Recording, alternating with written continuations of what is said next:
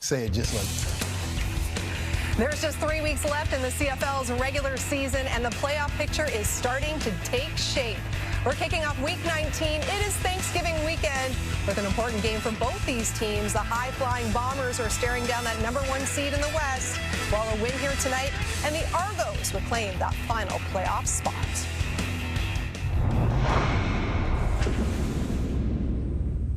It's Friday, coast to coast, the CFL is Canada's game. Well, we're all pumped up to party, and we're ready for a fight. Come on, get back, relax, watching Friday Night Football. Boys will be back when the CFL football game is up for grabs. It's Friday Night Football tonight.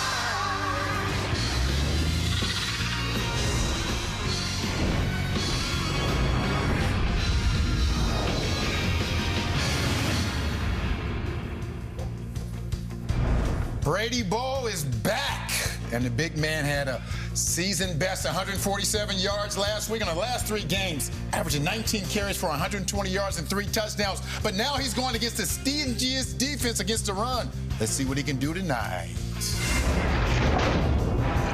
And on the other side, you got Kadeem Carey. If this Toronto Argonauts team is going to have success, it is going to rest on his legs. And he will need to get the ball and get some yards tonight. Cash and carry. I got that guy, Tyrell Ford. And yes, he has 7 interceptions, the young Canadian. But more important than that, the confidence of his team. This young cornerback, they leave him alone in any situation. They trust him, and the confidence, you see it. I love that young man. And Chad Kelly is hoping his domination of the West continues. The Argos QB 8-1 in the regular season against the division. He'll be making his first ever start in Winnipeg tonight, with Toronto eyeing those playoffs. Friday night football. Let's get Week 19 started. Thanksgiving weekend. As you can see, we've dressed up for the occasion here. I'm your host, Laura Dyke, and we've got Enoch Mwamba, Davis Sanchez, Milt Stiegel, as well as Paul LaPolice. So we've got a full house here, and this is what we want, right? The regular season winding down, meaningful games on the schedule, and this game has big implications for both of these teams when it comes to playoffs, when it comes to playoff seedings. And with more on that, let's head to Winnipeg, where we find our John Liu.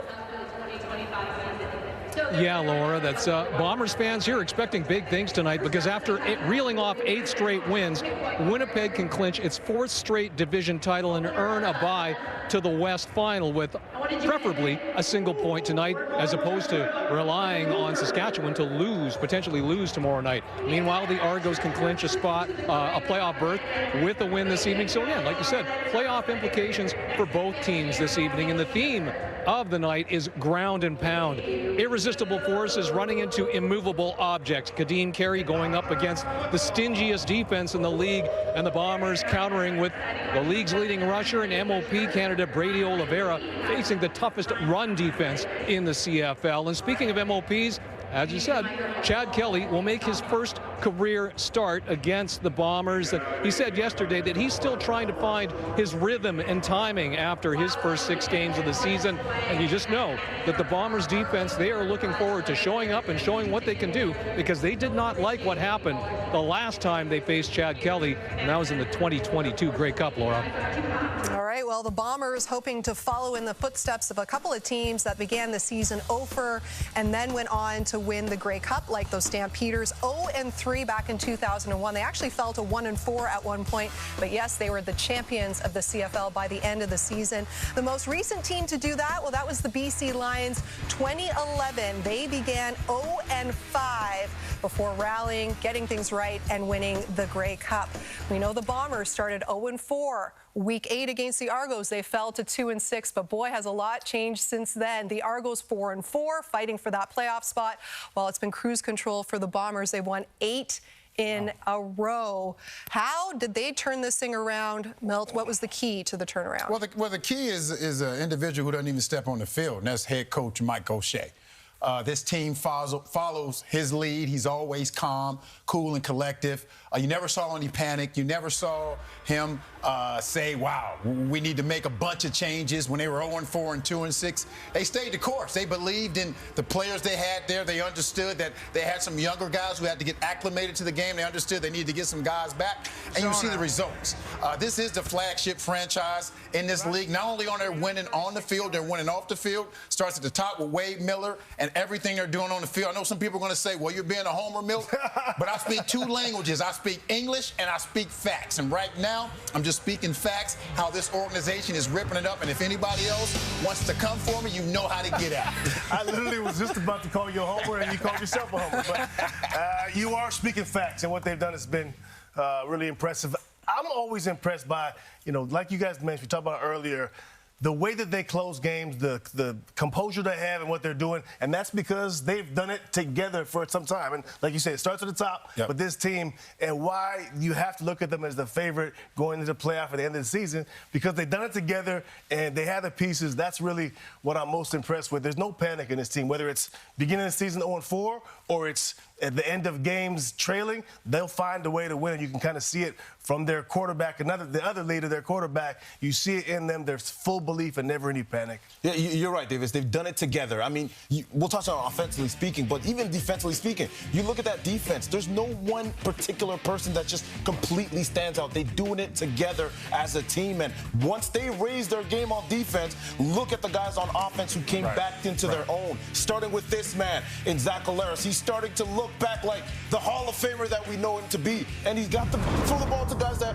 were confident, that were consistent, guys that have done it over the years. And Nick Dembski, Kenny Lawler came back, he turned it on, and of course, as soon as Brady Oliveira started running the ball and scoring touchdowns as well, this team is extremely hard to beat, and this is how they got to where they are today. That's really, go ahead, Laura. I was just going to say pass protection the last time these two teams met, because Collaros was sacked 5 times in that week 8. But again, it's like two different teams that we've been watching here and two different Zacks as the season has progressed. Yeah, I look at we talk about the offensive weapons. You don't know, you name those names. You don't know, this is why they're so great.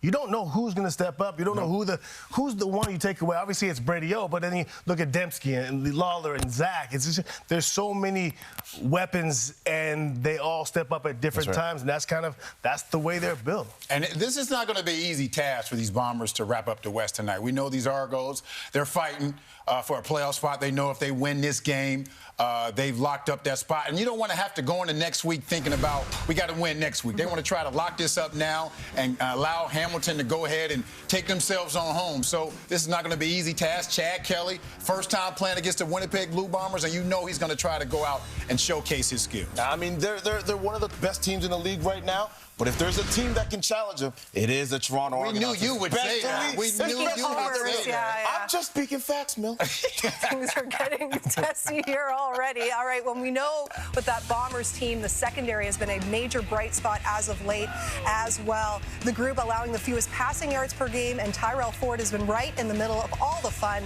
More on that when we come back. This offense runs through Brady Oliveira. He's the most important person on that offense. Towards the end zone, and he's in.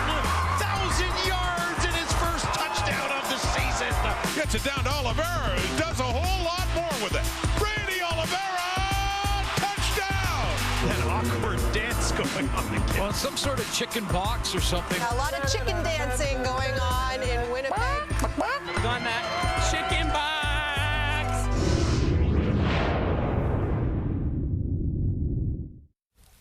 It's that time. We are taking a look at the 5 most popular anytime touchdown props for tonight's game. This, of course, via FanDuel. And you'll notice a bit of a trend here. We're heavy on the Bombers as 4 of the top 5 picks represent Winnipeg, including that defense to score a touchdown tonight. Chad Kelly, the lone representative on the list for the Argos.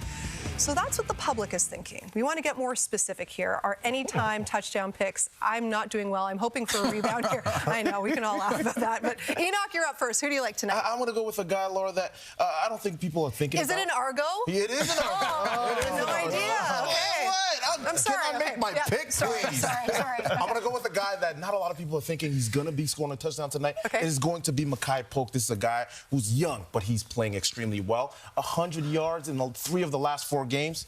Makai Polk. Yeah, now Polk in the slot. Jake Bishop, second year player from Bishop, starting for Brandon Alexander. So Makai Polk on those deep balls, that'll be big against Polk. I got Chad Kelly, just because if they get down, Chad Kelly will try to use his legs. The bigger the game, the more Chad uses his legs, and he certainly can.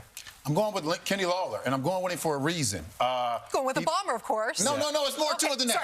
It's more to it. Okay. Lawler's getting real comfortable around this joint. I'm telling you, boy. Real comfortable. We'll have to talk about that later. All right, fair enough, yep. He played in week 1. He got injured. He didn't play again since week 11. But when he came back and played week 11, he's been alternating when he scored touchdowns. Week 11, no. Week 12, yes. 13, no. 14, yes. Just on and on. And last week, he didn't score, so this week, he's going to score because he's alternating. That's more facts. That's pretty good, huh? You should be a professional gambler. Hey, I'm married with 2 kids. That's enough of a gamble right there. All right, well, maybe I'll get back on Milt's good side because I'm going with the Bomber as well. Ontario Wilson. So the last time that these 2 teams met, Wilson scored the only offensive touchdown in the game in week 8. It's one of his best games of the season. So I'm looking for a repeat performance. Read it and weep. Our anytime touchdown picks for Friday Night Football are all locked in. Another guy that we have to mention because we only talk about his brother is Tyrell Ford. I'm looking for him to have a big game. Intercepted. Ford will take it away. Bombers defense seals the deal. Intercepted. Terrell Ford adds to his total. A guy who didn't start the season well, who I love, I don't think is getting credit, and I don't think people are recognizing just how good he's been thus far.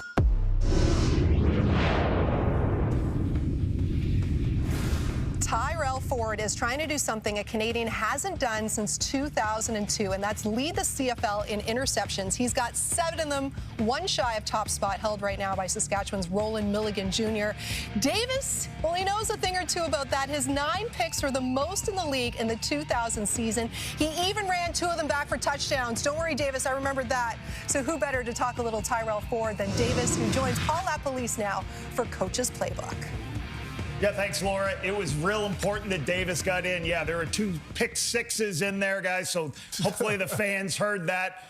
I talked to Jordan Younger this year earlier and talked about him about what he loved about this young football player, and he said 2 things. His speed and his football IQ, Davis, was what he thought was outstanding about him. Yeah, he could break. What I love about him, Lapo, those things, he also breaks as well as anyone I've seen recently. He gets out of his break really quickly. He's fast. And if you watch him, he always plays with his butt to the sideline. The one thing they'll tell you as a DB, stay square. Don't turn your butt to the sideline. Stay square as long as you can. But it's different when you're a field corner because you can see everything, and that's what he does very well. Back to your instincts. Right here, he's outside leverage, and you watch. This right here, this formation is tough because a lot of field out here. He flips his hips and breaks that close. That 5-step close is as good as it gets. You see all the time when he comes out on those. Football IQ, there's the pattern concept you can see. What he understands is that the quarterback, he wants to throw this underneath throw. So what does he do? He says, hey, you're not going to throw the deep one. I'm going to sit underneath, make the play underneath one. That's what's great about him, his ability to recognize pattern concepts. And when you're to the wide side of the field, Davis, as you know, you got more time to react to that stuff. He's got a lot of trust in his speed. He's always comfortable because he stays on top. You see right here, same thing. He's watching this coming out of this break. This is tough to flip your hips and come out with the speed he does. And he always understands when to go for the ball, when to secure the tackle. Extremely important for a corner as well. You watch this exact same pattern concept. About 8 weeks later, what's he do? I flipped the screen so you can see it. He says, hey, you're not going to throw the deep one, so I'm going to bait you and break underneath. This is a couple of weeks ago. Saskatchewan's driving to win this football game, so he makes the play on Notice he's always has his eyes looking at number 3, number 2, and the quarterback. That allows him to see things and make plays, and he's always comfortable. Yeah, and for Toronto tonight, very important. You know, Toronto's got Jake Ceresna, tied for first in the CFL in sacks. He also is going to have to be a great player inside to stop the run of the Bombers. And again, the Argos, you know, last 3 games, 30 points a game. So this defensive battle is going to be awesome between the Bombers and the Argonauts offense. We're excited for the game. You can tell both Davis and I put our 3-piece suits on for this game, Laura. Memo on that one, yeah. Thank you, gentlemen. Let's keep this defense conversation going now, but let's turn our attention to those Argos, the visiting team tonight. And here's linebacker Wynton McManus with John Woo.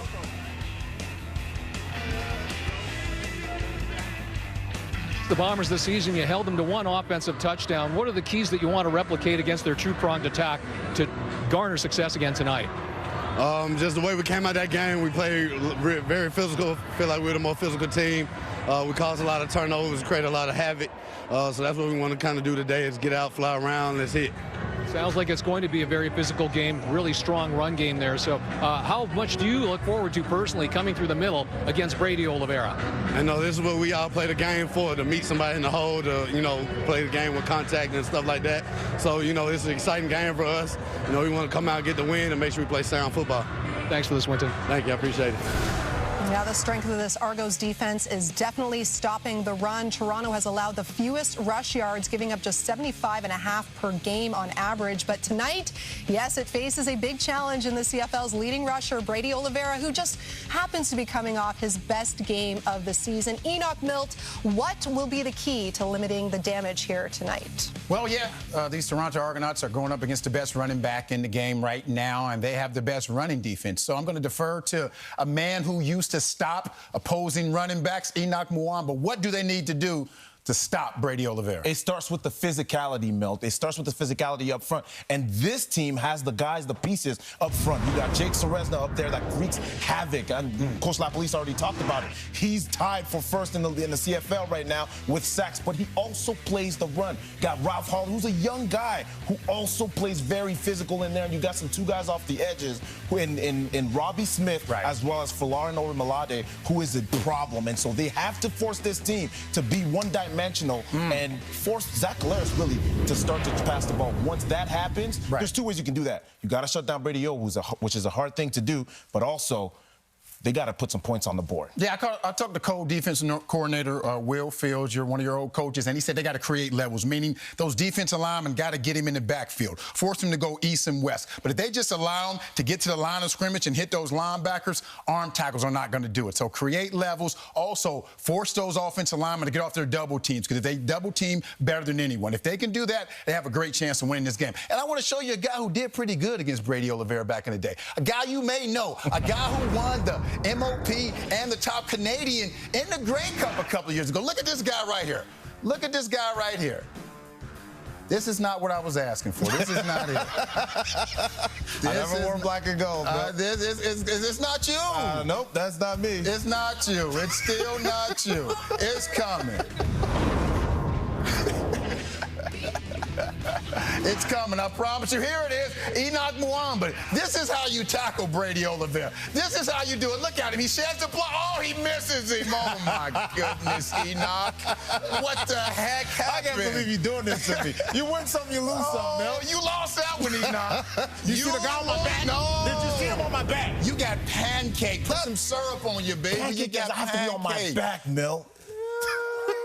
And that was well worth the wait. We've got the former Argo, we've got the former Bomber. It's nice to see you guys working together. Do you have a friendly wager on this game here this evening, gentlemen? Talk to him, Milt. Yes, we do. So the wager is if the Bombers win, he has to do 50 push-ups. If the Bombers on camera? Or? On camera. Okay. Can you do 50 push-ups? You got all these muscles, but like I said, you stick a pin and you just... No. Can you do 50 push-ups? No. Can you do 50 push-ups, Enoch? I don't even have to answer that question. Can you do 75, Enoch? I don't know about 75. But you got no weight to carry, so it's easy. So is it the other way? If the Argos win, he's got to do 50? He's got to do 50. He actually talked about growing his hair. Growing his hair? That's what he did say. He mentioned that. I don't know if we're going with that, though. We won't go with that in this game. I mean, we're supposed to be impartial, but, like, let's go Argos if that's the case, then. We'll continue to get these set for the Argos and the Bombers, the Milt Enoch Bowl, as the Week 19 opener, as our pregame show continues here on TSN.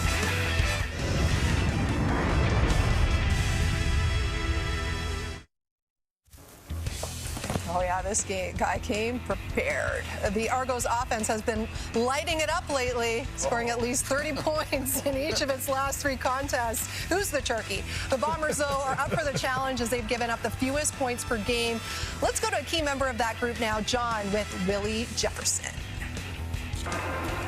Well, Willie, do you sense a little extra energy in the building tonight with the possibility of your team clinching the West Division title? Most definitely. We got the fans filling the stands. You can feel the energy on the field. We just ready to go out here and play Bomber football. It's been a couple of years since you faced Chad Kelly. How different a defense are you with a different defensive coordinator compared to the last time you faced him in 2022 Grey Cup? Totally different defense. Same mindset. Get to him early. Try to get him off his reads early. Try to make him a pocket passer. We're going to go get him. We're going to give the ball back to our offense and let Zach do his work. Thanks for this, Willie. Thank you. Let's go! Everybody is ready for this game here tonight. Let's talk a little bit about these Argos now, a team that we've kind of been saying this week after week, searching for consistency. You have to go back to week 10, week 12. So that's August. That was the last time that the Argos won back-to-back ball games. Obviously here on the precipice of making the postseason, just need one win in their last 3 games. If and when they make the postseason, do you have any concerns about this team? I don't know if we should start with Enoch, but we are. Here we go. Listen, Laura, I truly believe they have the pieces in that locker room. They have the guys, and like you mentioned, it is about consistency. And once they find their way, I'm not worried about at all with this team. They have the defense to do it. They have the offense to do it as well. And one of the things that I think Chad Kelly brings to the table, Chaz, you touched on it earlier, is the fact that he can extend plays. And when he does that, it's tough on any defense to stop him. But I will say this. I did play for Winnipeg as well back in the day, Mill. Oh, my goodness. And I know what it's like over there. They will need to put up points early because if they don't, it's going to get ugly. We're actually talking about Jake Ceresna right there. You guys mentioned him earlier. He is key to this game. I know a lot's been about Brady, and here's why Ceresna is key to this one. I know, Laura, you were talking about the futures team, but I want to mention real fast, if they can, their defensive line, the 2 interior guys, Hawley and Ceresna, they feel like for sure they can beat that interior of the Winnipeg Bombers offensive line and therefore stop Brady from getting north-south. The fact is, what the Bombers want to do is get up on the second level and get on those linebackers. If they can do that, that's how Brady had success. In regards to this team, I'm with you. When you have a quarterback like Chad, who can make plays off script, you have a running back, Kadeem, there's no doubts on this offense and what they could do. So it's about, they're gonna give up plays because Chad's a risk taker and they're aggressive and they take shots downfield. They're going to be turnovers at times, but I like their aggressiveness and what they do. But that'll be the key to tonight, is those 2 interior guys getting upfield and stopping Brady from north-south. One player we haven't talked about in a while, we were talking about a lot at the beginning of the season, is Janarian Grant. Yep. We need that sleeping giant to wake back up for these Argonauts. We know how much he meant to this team early on. I think he has, 4 total touchdowns, but over the last, 3 or 4 weeks, we haven't really heard much about him. Yeah. And I'm sure he would love to get a big return, a couple of them against his former team, the team who didn't want him back, and they need him to play great if they want to have an opportunity, not just to make it to the playoffs, but do some damage in the playoffs. And this would be a great game to get going back on track because we know what he's capable of when he gets going. The last time we saw the Argos in action, a couple of weeks ago against Montreal, they put up over 500 yards of offense, and the running game put up a season-best number in that department as well. So, again, consistency, can they back that up and put together back-to-back strong performances? We will have to wait and see. The wait is almost over now. Final preparations are underway for both these teams. They're coming out on the field. They are ready for kickoff. Not long to go now until Thanksgiving weekend officially gets underway from Winnipeg.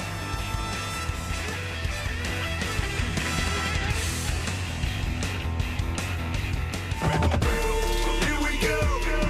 Here we go. I thought you want that action, boy. Here we go. Here we go. Here we go. And we ain't laying down now. Here we go. Here we go. Here we go. I thought you want that action, boy. Here we go. Here we go. Here we go. And we ain't laying down now. Here we go.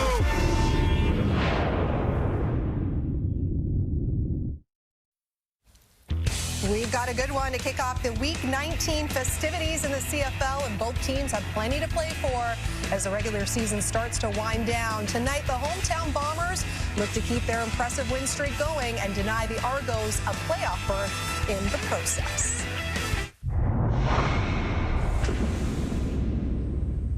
It's Friday, coast to coast, the CFL is Canada's game.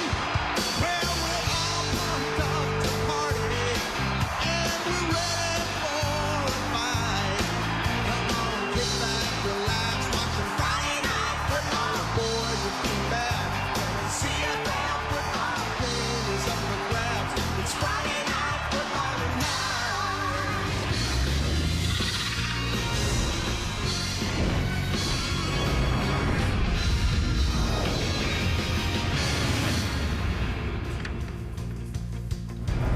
Well, no one's had any luck slowing down Kenny Lawler and those streaking Bombers lately. Lawler's enjoying his best stretch of the season and is hoping to help Winnipeg lock up top spot in the West. While the Argos offense, led by Kadeem Carey, racked up a season-high 234 rush yards in its win over Montreal 2 weeks ago. Another victory here tonight, and Toronto will be playoff-bound as well. And a happy Thanksgiving weekend to those of you watching us here on TSN. It is week 19 in the CFL. We are ready to rock and roll, and it feels a little festive in here. Laura Dyken joined alongside Enoch Mwamba, Davis Sanchez, Milt Stiegel as well. So you saw the scenarios, very simple. Winnipeg with a win or a tie gets first place in the West, all locked up. For the Argos, a win or a tie, and they're into the playoffs. What are some of the key matchups we will be watching here tonight, Enoch? I'm going right at the heart of this defense with Win McMahon. It's going to be Win McManus against Brady Oliveira. We know where the Winnipeg Blue Bombers are going to go with the ball. It's going to be Brady Oliveira. It's going to start and stop with him. And if Win McManus is able to be effective tonight, this team is going to be successful. Tag me in. Get in. I'm going to tag into that. Brady always is the key, but here's what it is. His big runs, a lot of those come off of the offensive linemen getting to the second level and getting those double team blocks. So my key is going to be the two interior guys, Seresna and Holly for Toronto, getting penetration and keeping those guys off of Winton McManus. Yeah, Chad Kelly has alluded to the fact that he needs to get into rhythm. He's not there yet. Well, I'm sure he's going to try to get there tonight, and the man he's going to try to expose is new free safety, Jake Kelly. Brandon Alexander's no longer there. He's hurt on the one game. They have some great DBs for the Winnipeg Blue Bombers, but they got a new free safety, and I guarantee you Chad Kelly's going to try to expose him with some down-the-field passing. The Argos looking to sweep the season series for the first time since 2015. These teams met back in Week 8. Winning in overtime were those Toronto Argos, and that was the last time that Winnipeg lost a game. Have won 8 straight, and now just a win away from their 4th straight West Division title. They are ready to rock and roll in Winnipeg, as are we here on TSN.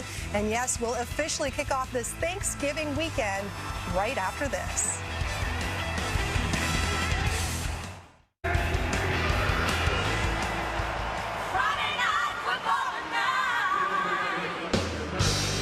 Happy Thanksgiving weekend, everyone, and welcome to the Peg, where an 8-game win streak has the Bombers primed for a 4th straight #1 seed in the West, while the Toronto Argonauts enter with eyes on the prize of confirming their place in the CFL's annual November playoff party. Marshall Ferguson alongside Matt Dunnigan, John Liu at field level for us here throughout the evening. Once the temps start to drop, Matty, you better know how to run the rock. These teams have 2 great running backs. You got to have them this time of year. That's a great shot at Princess Auto Stadium right there. How about that? 2019 second round, 14th overall, Brady Oliveira. They pick him up, and he's been paying off dividends. Kadeem Carey, man, he started 4 years in Chicago, and he was Calgary, first time in Toronto, and is he paying dividends for the Argonauts, controlling the line of scrimmage. There is Ryan Dinwiddie, says he expects a lot of 3-man fronts, daring the Argonauts to run the football here this evening. And Mike O'Shea asked him this week whether or not he's had to coach this team harder based on their 0-4 start. He said that no, that's not a thing. Is that a dart? That's not. No, that's not. Smelling salts, maybe. If I had to lay my money down there on Mike O'Shea, is we do have Lucky Whitehead and Johnny Augustine back set to return as the Toronto Argonauts went heads at the coin toss, and it was a head. They deferred, and so Winnipeg will take the football to begin. I don't get that. There's 0 wind here. Conditions are perfect. And that's what they choose. Great night for CFL football. Glad you're with us as Lucky Whitehead will receive the opening kickoff back at his own 15-yard line. And lots of running room for Lucky all the way up to the 40-yard line. As out comes Zach Collaros, number 8 on an 8-game winning streak. Yeah, he's been special, nonetheless, to say the least here. Playoffs included, 55-16. That's a heck of a run at starting quarterback for the Bombers. Just incredible, the perfect fit he's been to this puzzle here in Winnipeg. 16 touchdowns, 14 interceptions. That helped largely by a 6-touchdown performance a few weeks ago against the Edmonton Elks. Collaros sees blitz on the first play from Tunde Adeleke. Quick screen gets it out. Ontario Wilson. And that goes for a loss as the Bombers starting offense alongside Collaros looks like this. That's a great play by McFadden right there off the top. Bryant Neufeld, I highlighted these. these big boys down in the trenches for long periods of time. 127 games for Patrick Neufeld and 217 for Bryant. That's where it starts and stops. And Dembski, he's a jack of all trades. Gets it done in so many different ways for the Bombers on offense, and special to watch. Big time, important cog to that offensive structure. Winnipeg Blue Bombers. 2nd and 10 right out of the gate here for Collaros. Has time in the pocket, looks over the middle, and then skips this one into the pink taped ankles here in Breast Cancer Awareness Month in October of Kenny Lawler. Yeah, I'm really not sure, but maybe just a tight throw by Zach Collaros left to right. You're going to see him coming in the screen right across here. And Zach just, it kind of comes off the side of his hand. Bad throw, it happens. Not very often with Collaros. He's been hot as of late. He's been lining it up, and that was tentative right there. Maybe didn't see it clearly. Been there a gazillion times myself, and you don't. You just throw a tentative ball, and that happens.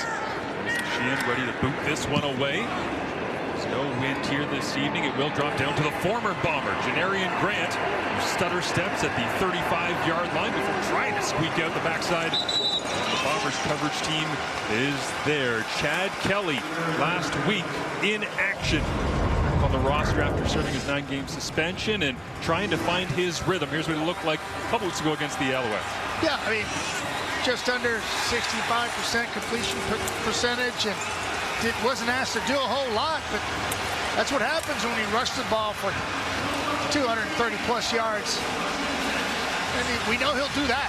We'll talk about that throughout the ball game, Marshall.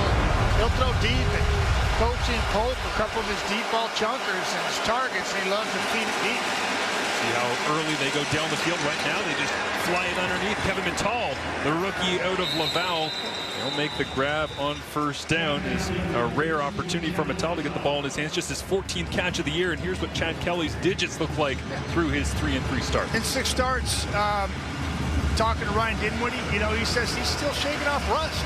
And he didn't play in preseason, obviously. Missed the first 9, 6 in.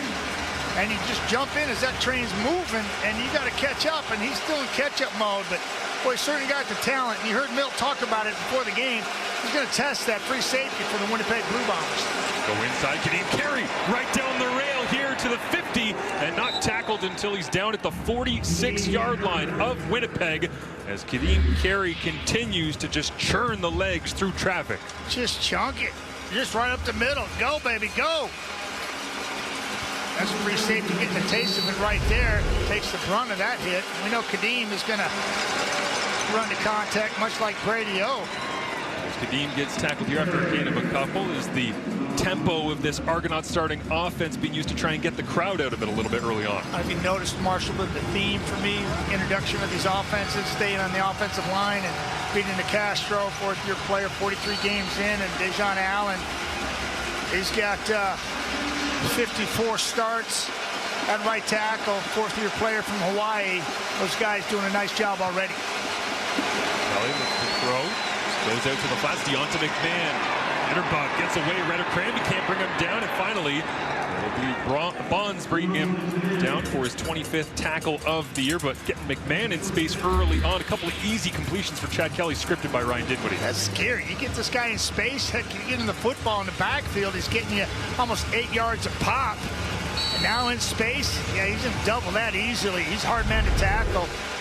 2nd-year player for McNeese. I love it.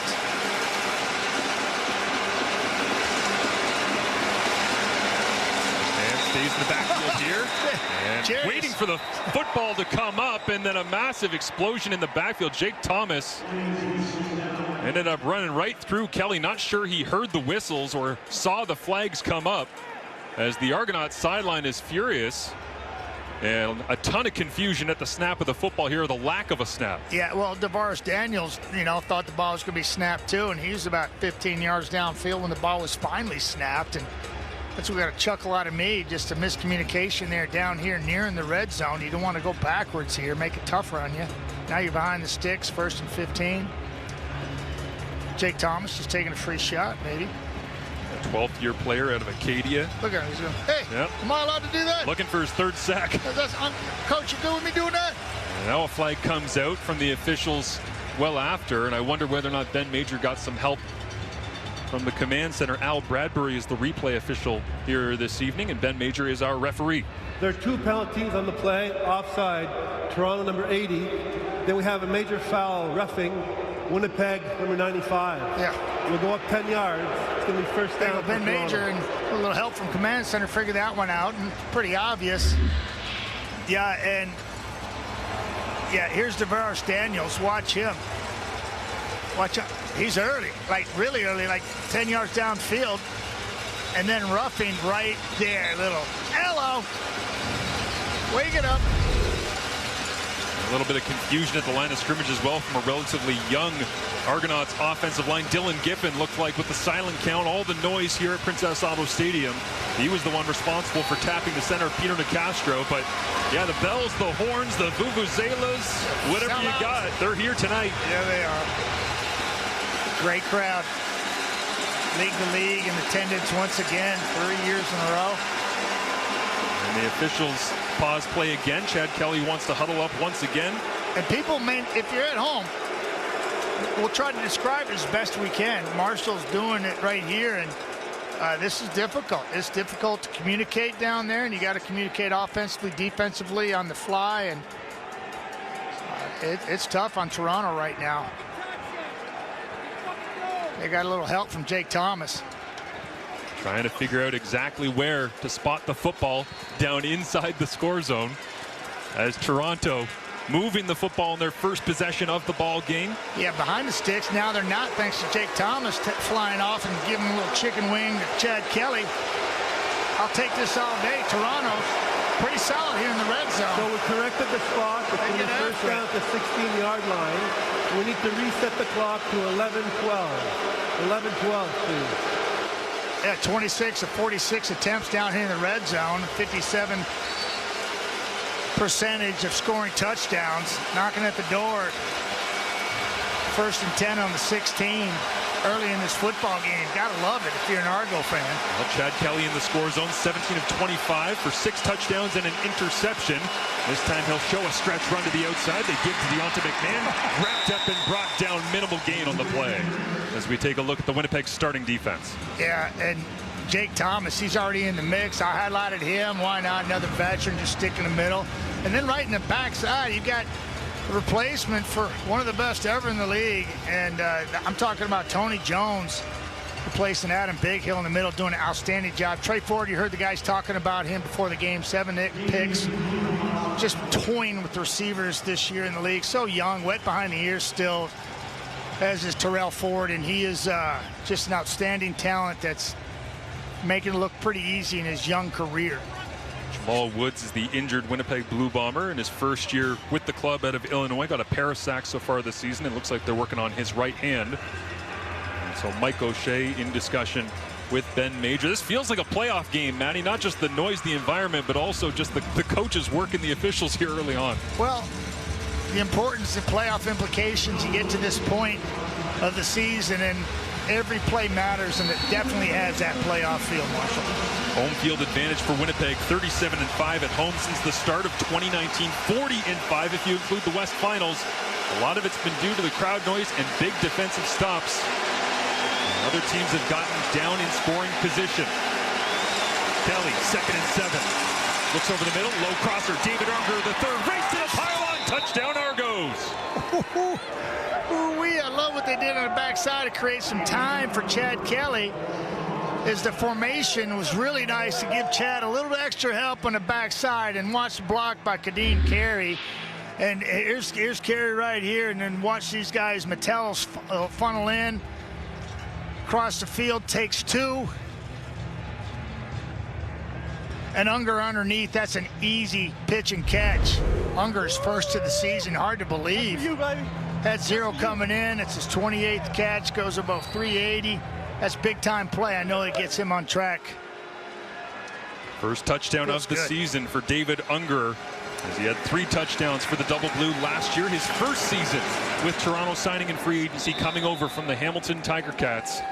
And Unger will celebrate here in Winnipeg as Chad Kelly fighting his way through the Bombers' noise to get things going here in this first quarter. Argonauts early advantage on the road on Thanksgiving weekend. Right here, you got McMahon. You just can't catch it and tote it. You got to block it. And then watch what they do here. They're going to take Mattel, take her top off right here, as you're going to see Tony Jones come in there, and then Unger comes right underneath. Boom, Mattel takes the top off. Unger says, yes, sir. I'll race to the end zone all day long. Idaho getting in the end zone for the first time, as Marshall said. 7 plays, 72 yards, took just over 3 minutes for the Argonauts to reach the end zone. And for David Unger, not getting a ton of targets, playing that wide side wide receiver. Mackay Polk, Monte Coxie, they're the lead men, but into the end zone in a pivotal matchup is David Unger, as Lucky Whitehead returns this across the 30, skips his way out to the 40-yard line, is pushed out of bounds, and a flag will come up. Little bumping between the benches as well. D'Arcangelo gonna get one for being a little chippy there. I really think Lucky Whitehead's got a little jump in the Major step. I foul, don't think he likes those. roughness. Toronto number 35 will go up 15 yards coming into play. It's going to be first down for Winnipeg. That'll go down as D'Arcangelo's first special teams tackle of the season. Yeah, and it was just a yard out of bounds. Can't fault him with that, but you know he'll get docked. But Lucky, get back to Lucky. I think he likes the pink spats. You know, he's got a little jump in his step. I think he just likes late in the season. He likes October. He likes the playoffs. Doesn't matter if he's BC or here in Winnipeg. Saw him before the game. We got a bunch of young football players here. Must find 500, 600, 700 of them. And Lucky was entertaining them all. Colaro's back to work after an early quick possession. Loads it up now. He's going to get thrown down. Colaro's brought to the turf. So following up the offense, getting into the end zone quickly. It is a big stop, and it looks like Folarin Arimilade is the one who got home. I'll just circle him this way. He's right there standing up, number 7. Folarin Arimilade gets his 5th of the season. Zach wanted to let it go there, but Lofton just got collapsed right into Colaros' lap, and he had no room to let it go, and he was pushing it deep, so he wasn't going to get enough on it, so he did the smart thing, looking at second and really long here. It's the 5th sack of the season for Folarin Arimilade. Flo doing what he does best. Now just a 3-man rush from Toronto. Colaro shuffles around the pocket, can't find anybody open, steps up, and Colaros takes another hit. Jake Serezna chases him down from defensive tackle, and the defensive backs fired up to start this game for the Argonauts. They feel like that was almost a coverage sack thanks to their work. Yeah, there's 9 of them back there. There's only rushing 3. Jake's right here, and he doesn't get a sack, but he's going to just kind of keep his eyes. He's one of only 3 getting to the passer. Breaks Neufeld and Lofton. Says, get off of me. Tracks him and gets a big piece of number 8. Boy, that feels good. Hustle's rewarded right there. Back-to-back 2-and-outs to begin this ball game for the Winnipeg Blue Bombers. So once again, they'll have to send it down to Janarian Grant, looking to get to the wide side. It's a race, and he won't win it. The coverage unit is there. Brian Cole is on the football. Well, they say the ball was loose. They give it to the Winnipeg Blue Bombers at the 9-yard line. Is that Marquise Bridges who caused that? Well, that was a heck of an effort, because you thought that Janarian was getting to the outside, and then boom, the ball comes out. Could change this complexion of this play in a big way. Ryan Cole down the field in special teams coverage. It was a big hit on Janarian Grant. Was his knee down at all? Tried to stay up. Ball gets popped out. What a great play. Cole forces it and recovers Bombers football. What a big play here on the special teams unit of the Winnipeg Blue Bombers down the field. Matty, all hustle trying to punch this one out. First it's Marquise Bridges tripping Janarian Grant, then it's Brian Cole finishing him off, and then getting the fumble. There's the effort, ball's out. Well, that's a flip of field position right there, Marshall. 48 yards it goes for an offense that's struggling with back-to-back 2-and-outs. Now they'll try to slip Brady Oliveira out into the flats in a race with D'Arcangelo. And D'Arcangelo drags down the MOP front-runner Brady Oliveira, who just was screaming trying to reach the end zone. Right, and I think if Zach gives it to him right away, he may have gotten his feet up underneath him, but he waits just a little bit, and then he can't get away from D'Arcangelo. First-year player who took that foul earlier in the ball game on the sidelines on special teams makes a nice play there. 4 touchdowns on the season for Oliveira. One of them coming through the air. Nearly had his second, but he gets tackled shy of the goal line. Ball's at the 2-yard line. Terry Wilson comes in here. Colaro stands on the sideline. Short yardage unit is in. Wilson leans to his left-hand side, gets stacked up. Derek Parrish was right there to make the play. As inside Ralph Hawley looks like he got a little bit of a push as well. So here we go, 3rd and goal after the turnover. Is that the effect of not having a Chris Streveler? I don't think if you had Chris Streveler or Tommy Stevenson or any one of Dakota Prukup, any one of the guys that does it really well on short yardage across the league, I don't think that would have helped. I think Toronto's penetration was better than Winnipeg's get off right there. Wilson's first CFL touchdown last week against Hamilton, looking for a second here. Drives the legs, reaches forward. No signal yet at the goal line. And is this a touchdown for the Bombers or a turnover on downs? Toronto is convinced they've stacked up Wilson and Winnipeg. And it is Toronto Argonauts football at their own 1-yard line. 2 plays in a row. Toronto dominated that line of scrimmage defensively. The ruling on the field is the ball carrier was stopped short of the goal line. However, since it's a potential scoring play, this is under automatic review by the command center. All scoring plays or potential scoring plays automatically reviewed. They will take a look at it back in command.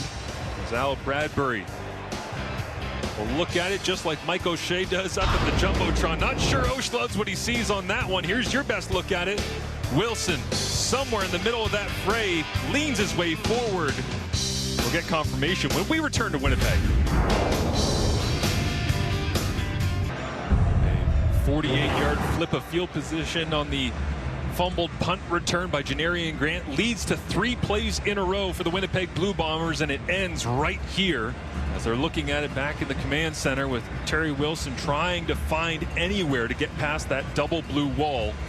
And he looks like he's about half a yard shy as they spot it on the 1 right now, and Toronto waits. The ruling on the field stands. It's a turnover on downs. First down for Toronto at the 1-yard line. It's the 3rd score zone turnover on downs this season for the Winnipeg Blue Bombers, Patty. Yeah, that was impressive. 2 plays in a row. Toronto's defense said no. Against a team in their own backyard, trying to get the crowd back in it. How do you handle this if you're Ryan Dinwiddie? Oh, they look like they wanted to go deep and take a shot.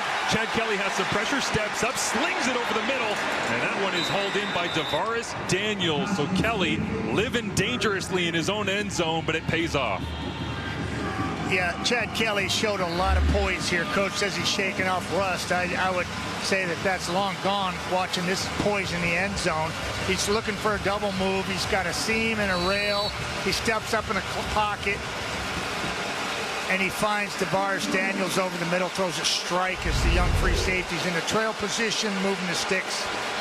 Jake Kelly makes the tackle. Now they go back to the running game as Kadeem Carey gets tripped up, trying to run behind the left side of that Argonauts offensive line. Ryan Hunter playing left tackle here tonight. Yeah, really nice. Chad Kelly, little thing. Just watch 12, the quarterback, hand the ball off, watch what he does afterwards. Just hold Willie Jefferson right there just a little bit, carries out his fake, and number 5's nowhere to be found. A couple other quarterbacks across the league take note of that. Really helps the run game, those leverage on those big men to get up on their blocks and get their pads and behinds in the hole. Greta Cranby gets credit for the tackle on that play. Now Kelly, play action, flips it inside. Dangerous throw, nearly intercepted. Falls to the turf, incomplete. Tony Jones flying out from that middle linebacker spot. 3rd down Argonauts. Yeah, really not fooling Jonesy right there. He said, it looked a lot like Badham Hill. Adam just always in a, watch 33, stepping up, takes on the big man, falls underneath the sit down. Can't do it much better than that. The only other way he could possibly do better is pick it, go to the house. Well, if he didn't go and get it, I think Dietrich Nichols had eyes for it after having an interception against the Tiger Cats at Tim Hortons Field last week. A little bit of pressure here on Haggerty. He gets away the kick clean. Drops down to Lucky Whitehead at the 30. Stutters his feet, tries to get to the outside, turned back inside. Great coverage that time by the Argonauts, finding a way to hold Lucky Whitehead as Jack Cassar was the first man down in the all-white Argos uniforms that almost were chasing down Tony Jones on his way to the end zone. Well, just 3 weeks left in the CFL regular season, then 3 weeks sprint towards the playoffs. All of a sudden, the Bombers are in control of their destiny, but they are staying grounded. With more, here's John Liu. Yeah, well, thank you, Marshall. After the Bombers reeled off 8 straight wins following a 2-6 starts, it'd be tempting to believe that they would be on a real high considering where they were and where they are right now, but that is not so for this veteran club, and as usual, Mike O'Shea is setting the tone. He is saying his messaging throughout the second half turnaround has been, we don't want to arrive, we want to get better. That just means keep putting in the work, and Brady Oliveira says that right now, the way the Bombers are playing, with the defense stepping up and really gelling, Zach Collaros playing back into his usual form, Oliveira believes that it's quite possible that the Bombers could reel off 12 straight wins to capture their third Grey Cup in 5 years, guys. Thank you, John. Yeah, wow. It's interesting to hear Brady say, yeah, we can run the table. Not in a cocky way, just said we're playing that well. As Collaros looks over the top, this one up for grabs. Flag comes out as well. It was Tavares McFadden battling out there. Yeah, nice battle, too. Length on length over there. I think a receiver went out of bounds on his own accord and came back in. Kevin Clearsius, the rookie out of UConn, second round, 13th overall this year. The big man, one-on-one with Tavares McFadden. Yeah, both of them 6'2", lanky players. Might have been PI, or he goes out of bounds. See how they rule this. But Zach had pressure. Look at McFadden. He just kind of chunks him out right there. That was McFadden pushing him out, escorting him out with that right hand. Pass interference. Toronto number 2. Yeah, it's going to be a 10-yard that way because of that right hand. First down, and he escorted the young receiver out of bounds. McFadden is good technique, but he's just got too much of a piece of him and redirected him about 15 yards downfield and out of bounds. Bombers' first down of the ball game, albeit via penalty. So Winnipeg has a little bit of life here. As Tavares McFadden maybe getting hungry to try and find another interception. He's only got one on the year, but it was a pick 6 against these Bombers at BMO Field back in week number 8. Kevin Clearsius in the ball game. Michael Chris Ike, the rookie, alongside Clearsius. He's the fullback here as they'll go to the inside running game, and it is Brady Oliveira breaking free across the 35. 29 did not want any piece of that. He says, I ain't doing it. Not sticking my head in there. Not going to do it. Let's just roll right down here, Brady. Let's just go this way. Bam. Press the hole. Take a hard right. And that was 23. That was Benji Franklin. You know, he's 6 foot, goes about 190. Going against Oliveira's 5'10", 230. Gain of 26 for number 20 and a first here for the Bombers to work with. Now Clearsius gets another target. All of a sudden, Kevin Clearsius getting attacked. As a nice tackle on that play as the Argonauts defense shakes out just like this. Yeah, I'm sure they would have liked to tackle him a little closer to the line of scrimmage and not give up 6 there, but Jake Serezna in the middle. I'm talking about this defensive line's coming together, rotating through, a lot of depth there, and a delicate playing Sam linebacker, basically a nickel for the Toronto's, and that's Kevin Iben there, linebacker coach and co-op defense coordinator. Really an outstanding job. McFadden, we just saw him doing his thing. He just shut down lanky corner, and if you look at that secondary altogether, Toronto is just long on the back end.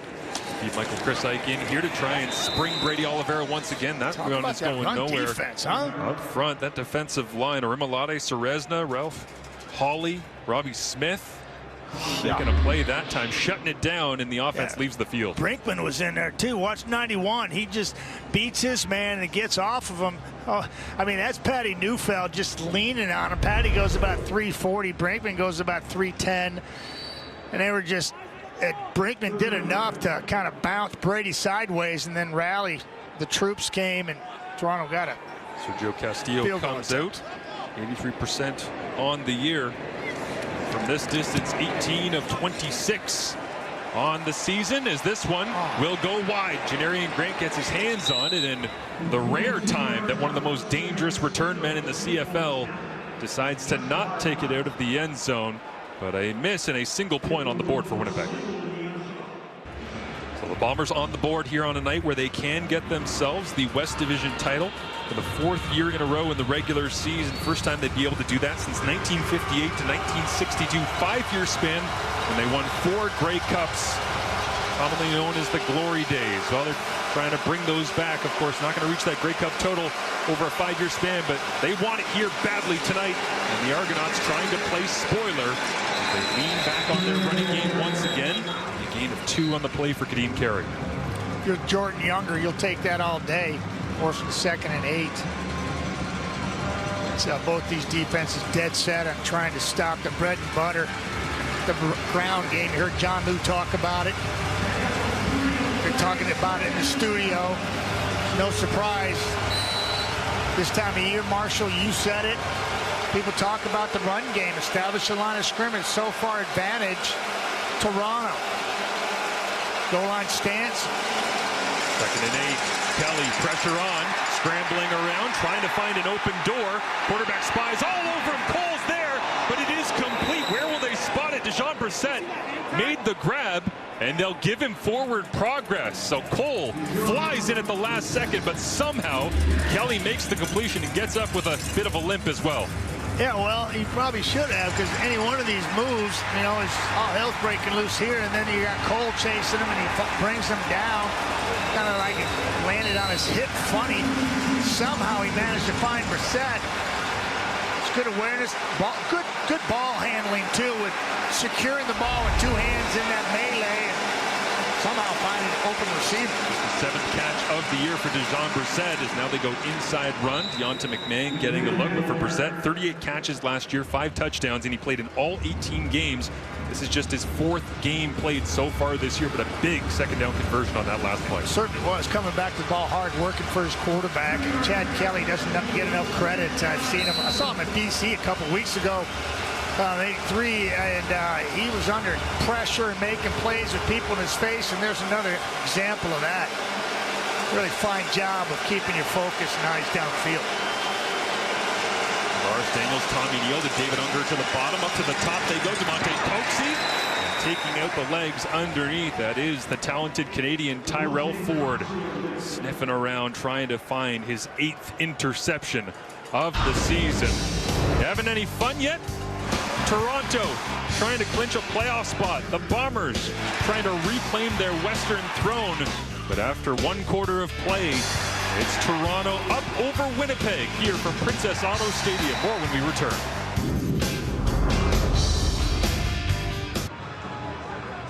The numbers after 1 quarter of play here in Winnipeg. Just a 7-1 advantage for the Argonauts over the Bombers. Last year, these teams were dominant. They kind of combined 30-6 in the regular season. They all thought they were going to match at a huge powder keg of a playoff environment. It didn't happen because, of course, the East Final, but you ended up having, of course, a big matchup here to kick things off, and it feels like it's long overdue. Yeah, and it does feel like a playoff game with the intensity in the crowd, and everybody's enjoying it. And those first quarter stats don't look like much, but we anticipated a hard-fought battle in the trenches, and that's kind of what we're getting. It's just, you can't turn it over. Look, there was the 1 turnover by Toronto, and Winnipeg didn't get any points on it, which was crazy because it was a great job by their defense stepping up against the run once again. Cam Duke's into the ball game here to get things going on 3rd down to start the 2nd quarter. Dietrich Nichols and Tony Jones trying to turn him around.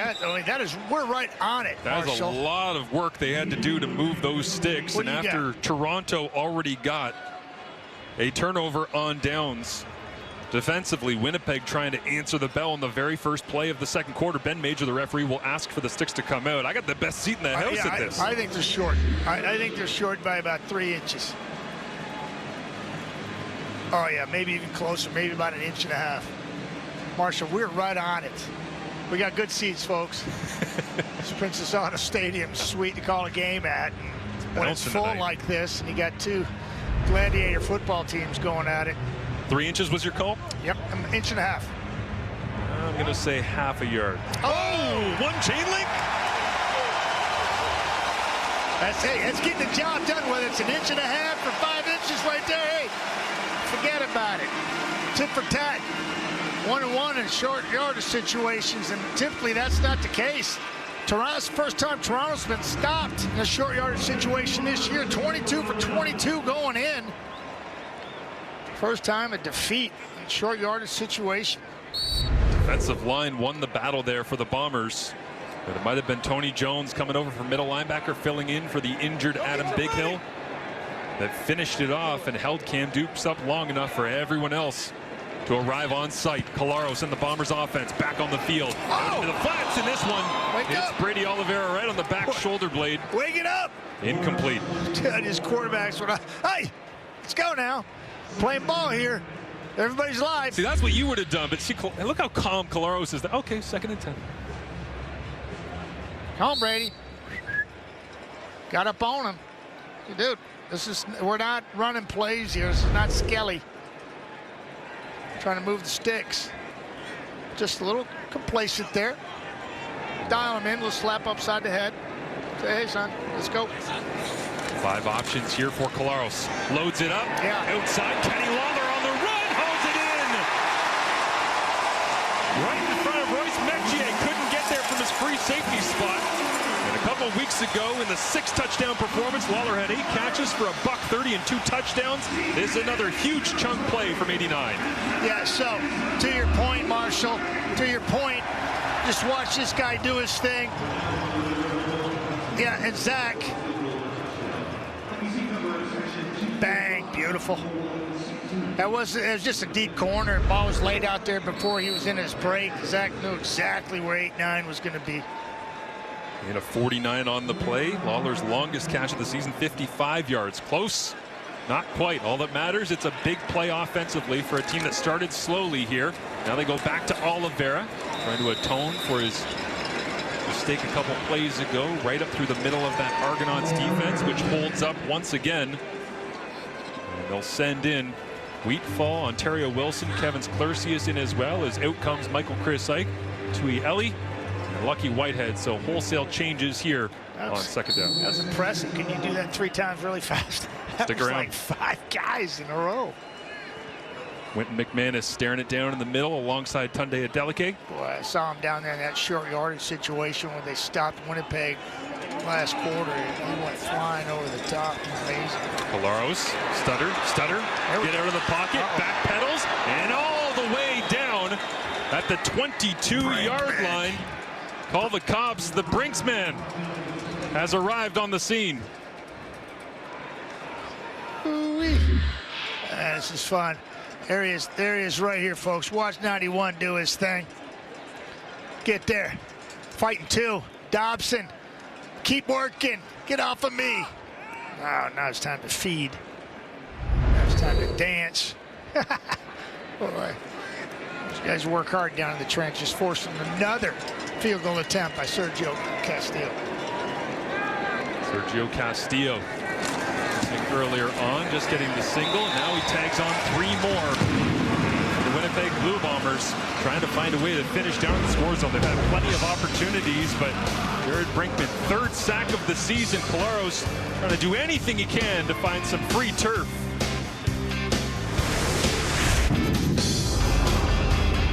Serious stuff. Could not get enough of Batman and all the movies ever since. Gotta love it. Brad Kelly with possession after the Castillo field goal. But 3 more on the board here for Winnipeg as they try to chip their way back in on the early Argonauts advantage. Kelly and the Argos will go quickly here. Tempo to the line. They said they would do this to try and take the crowd out of it a little bit, or after a lull offensively. It's 2nd and 2. Kelly stays in on short yardage. Stacked up, going nowhere. They'll face 3rd down once again. Yeah, let me correct a blunder there. It's 3rd down here. Coming into this ball game, Toronto, I said, was perfect on that. No, that's not true. Their opponents were perfect on it against them. This 3rd down situation here, short yardage. Toronto was 70%. That's a big difference, Matty. 14 of 20. Get it right, son. Kelly under center. Pushes his way forward. Needed to get to the 50. Mike O'Shea was standing right at the sticks, got a good look at it, nods, walks down the sideline as the Bombers head coach in his 8th straight season with 10 wins or more, a Bombers franchise record, waiting for his defense to dig in. Yeah, just take a look at it. The chaos. No bat signals here. Just man up and try to get it done. Got her that time. Chad Kelly, first quarter, 6 different receivers on 6 completions. Well, Kelly with pressure on, gets hit as he throws, hangs it up, triple coverage. Tavares Daniels is the lone receiver there, and somehow it hits the turf before falling into a Bombers pair of gloves. Yeah, we know he likes to throw it deep. Marshall, you and I are talking before the ball game, and he gets popped for trying to pay the price of pushing the ball down the field. Sometimes you got to hang on to it too long. When that happens, things in the back end kind of get cloudy. And watch Chad here. He's got pressure in his face. Boom. Good solid hit. Below the waist. That's Haba getting it done. And he got Tavares Daniels right down the seam. Deep corner. Holmes says, no, not today. Tyrell Ford trying to play free safety underneath that and wait for the ball to fall down to him. It didn't, so now Kelly gets to play 2nd and 10. Goes underneath Kadeem Carey. And he'll be wrapped up. Brian Cole right there forces the punt from Toronto. Have a game. Brian Cole have a game. Teams, defense, more you can do. Mississippi State product. Checking down here, trying to let Kadeem Carey work some magic. He kind of fumbles it a little bit as he doesn't get out of his break well after catching the ball. And Brian Cole says, ha, there, seriously? And now Chad Kelly, 8 completions, 8 different receivers. He's running out of people to throw the football to at this point. Everybody on the depth chart. Marshall, get down there. High hanging punt. Lucky Whitehead waits it out at the 5, catches and immediately tries to gain some ground for Colaros and the offense. It'll be a return of about 11 yards on the play as Brady Oliveira and the Winnipeg Blue Bombers offense back on the turf. Oliveira, #1 in the CFL with over 1,200 rushing yards in the 3rd year in a row, going past 1,000.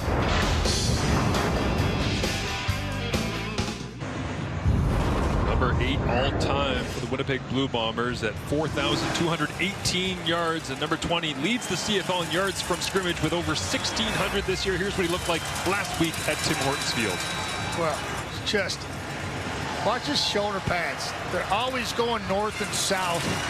Very seldom do you ever see those shoulder pads turn to the sidelines, and that's where his power and his difficulty of tackling him. It just doesn't give you much to hit. And when you do, his shoulder pads and helmet and those strong legs barreling right over the top of you.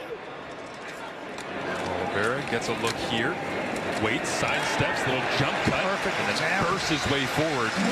Go for a gain of about 7 on the play. Winning first down. Hugely important to the Bombers in this 8-game winning streak. Just watch the shoulder pads. You're just north and south. North and south. Even on that cut there, north and south. Of course, he got spun sideways with Hansen there, ripping him that way, but it's a good get right there. Take 8. It's like 37 now. 4 carries. How about this rookie package the Bombers have been running so much this year with Kevin Sklarcius and Michael Chris Ike coming into the game? It's run heavy with those 2 big bodies. As you see, Ike lined up at fullback, motioning across. Dude, he looked like he was still in the States with that motion. Yeah. Yeah, he's like, I'm gonna get over here and be like a robot. Well, reading into it right away. Toronto all over it that time with Michael Chris Ike in the backfield as Brady continues to get plenty of touches in this game, just like he did back in week 8 in the overtime loss against Toronto. He had 19 touches for 150 yards. Wasn't enough that night, but he's certainly been putting in work all year long. Look at Carey, going to go over 2,000 or 1,000 2 years twice in his career. Needed 36, 34 coming into the ball game. Just 2 shy of it. Arizona State lit it up down there. Still the leading rusher. Excuse me, University of Arizona. Still leads him down there. He's been gone for like 11 years. Sheehan, sidewinder, went right, came back left. Hauled in by Janarian Grant. Returns this from the 40 back to the 46-yard line. A 7-4 football game. Decent field position for Chad Kelly. The Bombers running game frustrated not being able to pick up some of those short yardage situations, but back and forth battle here at Princess Auto.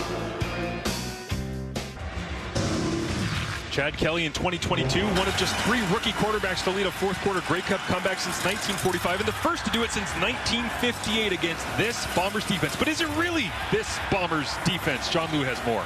Yeah, well, thank you, Marshall. And a strong arm, ability to extend plays, and a good improviser. That's what the Bombers defenders remember of Chad Kelly from their first encounter with him 2 years ago. They sure didn't like the result, and so Jake Thomas says they're really eager to show up and show what they can do, and that means mixing things up, throwing some different looks at the reigning MOP, especially now that Jordan Younger is the DC, succeeding Richie Hall. And as for Chad Kelly, well, he says that he's still looking to get his rhythm and timing back like he did on that throw there. But the interesting trend, guys, is that in his 3 losses compared to his 3 wins, his yardage, completion percentage, and TDs have actually been greater. Yeah, thank you, John. And how much this defense, it's an interesting question. How much has it changed? How much is it the same? Richie Hall still in the building and still helping get everything ready for this Winnipeg side, as looks like Dietrich Nichols comes up with a considerable limp trying to make his way back to the sideline in pain on that left leg. But with Jordan Younger taking over defensively, you would expect, Matty, there would be some similar concepts, some similar ideologies, but Jordan Younger certainly wants to put his emphasis on this defense as well. I think he has, and you talk to the players on the team, they all talk about that. And it's not that things were bad when Richie was there, because they were great. Yeah. You know, they just Jordan had earned his opportunity, and he took and he ran with it. And some similar concepts. Obviously, what any defense likes to do is dictate. You know, be good on first down, limit any type of yardage, and put offenses in the second and long. And you see a lot of 3-man rush in that situation, people dropping 9 across the board, and it makes it tough on quarterbacks for simple reads. There is Richie Hall up in the booth, officially listed as a defensive assistant coach. Mike O'Shea said at the start of the year about promoting Jordan Younger into that defensive coordinator role and giving Richie the defensive assistant. He essentially said, you either give Jordan Younger the promotion or you lose him. That's the way this thing works, and we wanted to keep him. Yeah, makes sense. Richie Hall is royalty in this organization across the league. Wealth of knowledge, continues to parlay that amongst players and his coaches. Pass here to Deontay McMahon, so dangerous in the passing attack. McMahon, it's his second grab of the ball game here. A couple of inside runs as well. He's certainly starting to feel a little bit of the flow in this game in the second quarter. Great call. I'm talking about 1st and 10 calls. They've thrown the ball once to Polk and started this drive, and there on the 1st and 10 to McMahon. You know, so it's not predictable if you're Toronto, if you're Winnipeg's defense. Ryan Dinwiddie doing a nice job of shaking up the Winnipeg Blue Bomber defense and giving them different looks and calls. That Kelly and the Argonauts offense battling this crowd noise. This time they'll go with a draw handoff, and Cole all over it once again. Fill it. Outside in, pursuit, 2, and tackle. Just was not going to get beat at the outside because he has outside contained. Just great recognition. Watch 41. Watch him right here. Here he is, folks, coming in right there. Double circle for you because he's extra special. Just a beautiful tackle. Some coaching tape right there. That's clinic stuff. Yeah, man. Outside leverage. Keep it inside. Beautiful. Oh, balling out here. Shrink the field. 5 receivers for Kelly. Now whistles come. Look at that. And this play never happened. They're dropping 9 again. Timeout looks like Winnipeg. A timeout was called by Winnipeg before the snap. Now, I mentioned as well with that Jordan Younger, Richie Hall conversation, what a message that sends to your entire locker room about having no ego. When Richie Hall, who's the leader of that group, decides to say, yeah, that's fine, I'll go upstairs, Jordan, you do your thing, but I'm going to stay here because I love this group and I love what we're about. Yeah, just look at both coaches. One up in the box doing his thing, just wisdom up there. Parlayed down to Jordan Younger, who's got plenty of that himself. A lot more energy, too. Guarantee you. You need that. 2nd and 11 here. This is where you want to be if you're Winnipeg. See if they are going to drop 9, rush 3. Got Kelly with the crowd noise coming in. 3-man rush, gets hit as he throws again. Hangs up, and Unger was right there. Canadian on Canadian. Tyrell Ford knocks it away. It won't be the interception that he's been racking up throughout the year, but certainly forced the incompletion on Unger. Just football player on football player. There's Unger there, and Terrell Ford's right over the top of him. Strong arm the ball out there. Chad Kelly got a chance to get it. Ford's right there to disrupt the hands coming together and squeezing the rock. Right here, good look at it. Punch it with his left arm coming up underneath. Liram Hajrullahu sends this one away from 44 yards away. The only place he's missed this year is between 40 and 47 yards, but this one never in doubt. So the man that knocked through the game-winning field goal from 34 yards back in week number 8 in overtime, 16-14 victory for the Argonauts, crushes this one from 44. Yeah, Marshall, he's really just creeping up the ladder, and field goal percentage this year, number 2 now behind Sean White and BC. Just a couple points behind, and 92.5 coming into this game. White's a little over 94%. And yeah, Liram, he's been on fire lately. What do you have, 8 a couple weeks ago? Yeah. What the heck is that? I thought we had a lot of field goals a game I was doing against Calgary, and then all of a sudden I went home and I went, what happened last night? Liram had 8? Right. Yeah, you did have a lot of field goals in that game.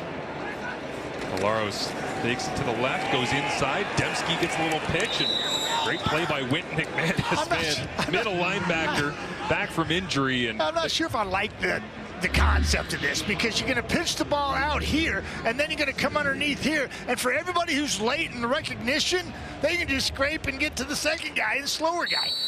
And, yeah, that kind of played in the hands of Toronto's defense, kind of caught off guard. I think they had the edge there, but not the design of the play. Buck Pierce dialing it up. One of his plethora of many plays on the run game. Different people touching the rock. 6 receivers available here for Colaros. Pressure on, steps up in the pocket, trying to keep the football safe. And Derek Parrish gets credited with the sack, his 4th of the season. Yeah, and all this pressure is coming in second and long situations. Just a ton of them, right? Here's Parrish right here, 97, just getting it done. First-year player from Houston.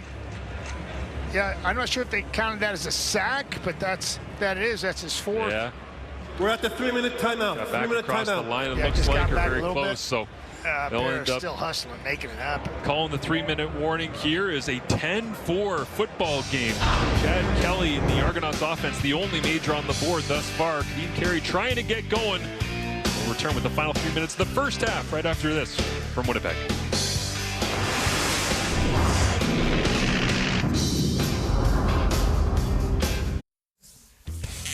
Turkeys, lots of turkeys, lots and lots of turkeys. If you missed our pregame show, we've got a friendly wager here between Enoch, the Argos, Milt, the Bombers. What is it, 50 push-ups? 50 push-ups. 50. Yeah, you got to start warming up. Someone's got to start warming up. All right, let's get you back to Winnipeg. Warm up.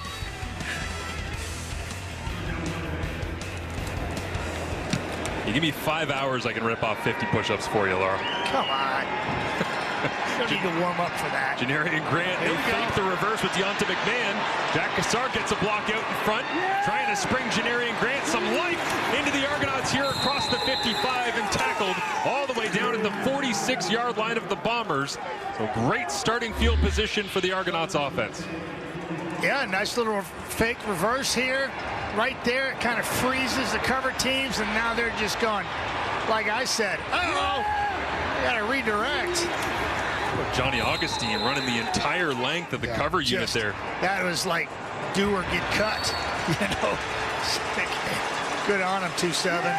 Get her done, getting some much-needed water on the sidelines. Very nice. Janarian Grant, the former Winnipeg Blue Bomber, 1 touchdown here in the Peg back in 23. Now with the Argonauts 4 this season as Unger gets a touch on the quick screen. I just like that play call. I talked about it last series. Ryan Dinwiddie doing a really nice job of not being predictable on his play calls, particularly on 1st and 10.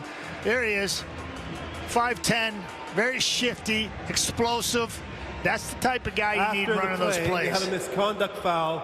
Toronto, number 58, will go back 10 yards from the end of the play.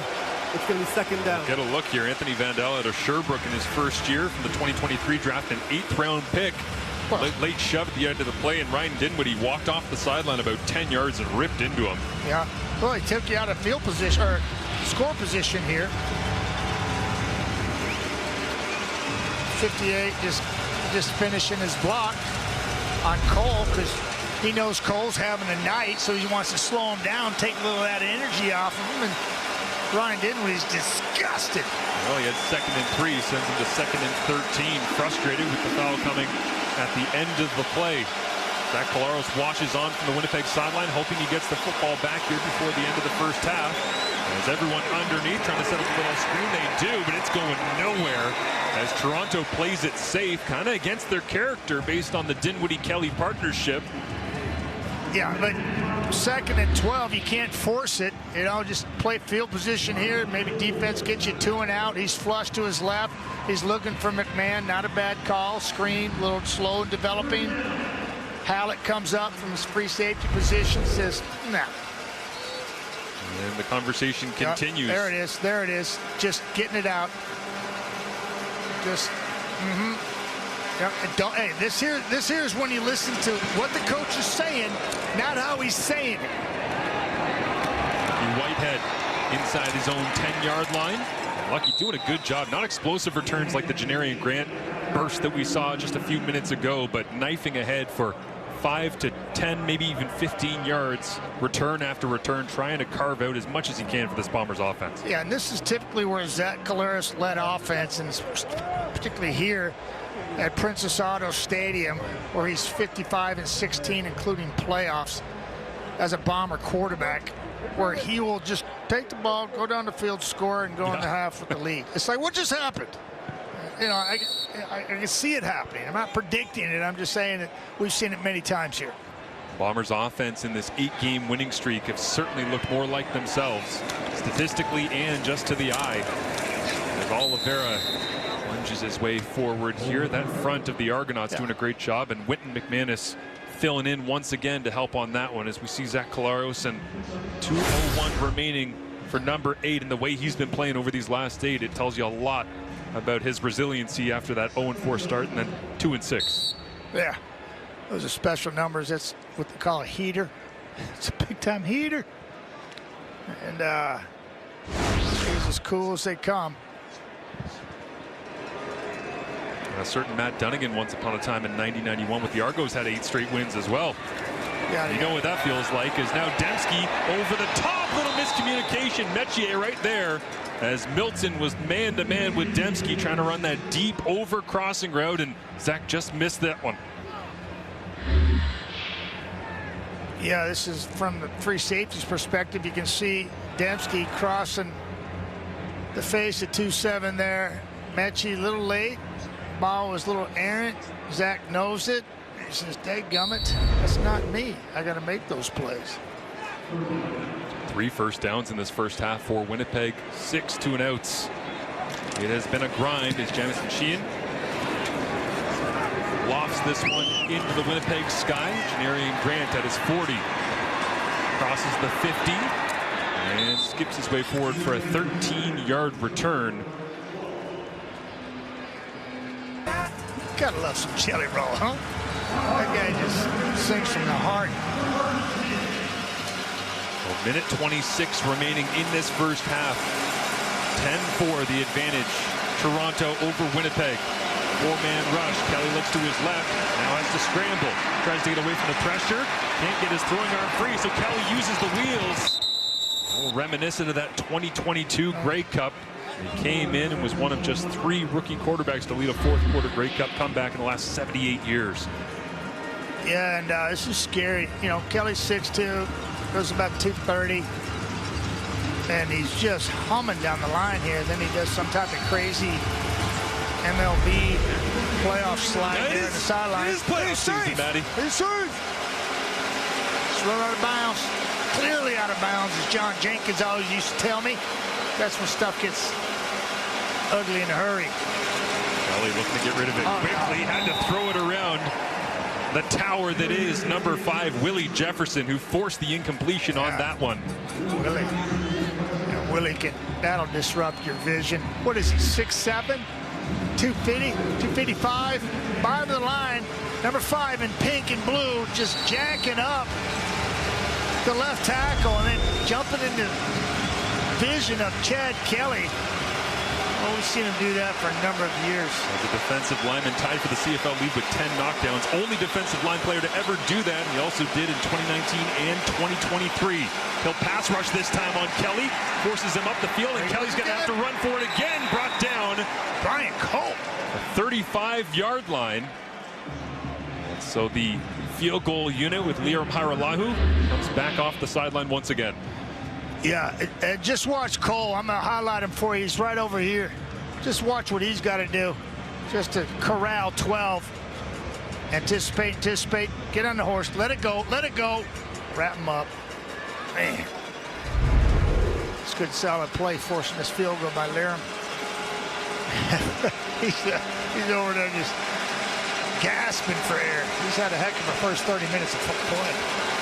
Raymond Chavez, the long snapper, a former second-team OUA wrestling All-Stars. The long snapper signed 3 days ago. He'll send it back to Haggerty. Hiralahu knocks this one through. The Governor Simcoe Secondary School grad in St. Catharines. He was quarterback there. Yeah, and then he wrestled at Guelph and played linebacker a little bit there, and this is his fourth team. Yeah, Ottawa, Edmonton in 2024. Yeah. Before coming over here, Ottawa and Winnipeg back in 23 and 22 is the half. Laura Dyken alongside Enoch Mwamba. Chezzy. Hey, Milt. And Milt. Milt doesn't need to warm up to get 50. Enoch, yeah, it may take 2 trips for Enoch to get 50. You know what? It's the old power to speed ratio. You know, you got there with Enoch and Milt side by side. What do you? Rabbit in the hair. Yeah. See how that turns out at half is Zach Collaros trying to make the most of it before the break. Tavares McFadden brings down Kenny Lawler, but they're already across midfield here. That'll work. Last possession with an inside run to Brady Oliveira. This time they go straight to the air. Yeah, he's just looking for that completion in that last series of downs and missed Dembski for a big one. Cost him 3 points, basically. Toronto said, yeah, thank you very much. And Zach, nice throw on the run. Dials it into 89. He wears some white gloves. When he throws them gloves up, looks like a big old huge fishing net. He just engulfs the football. Collaros, pressure on, tries to get away, can't. 5 sacks. We know who it is. Back in week number 8. It's Jake Serezna. By the Argonauts against Winnipeg, and Serezna flying his way into that backfield. Serezna just feasting right here. Want some, get some. Here we go. Inside move. Caught you, Dobby. Dobson just standing there, ducking as he gets the swim move put on him by Serezna.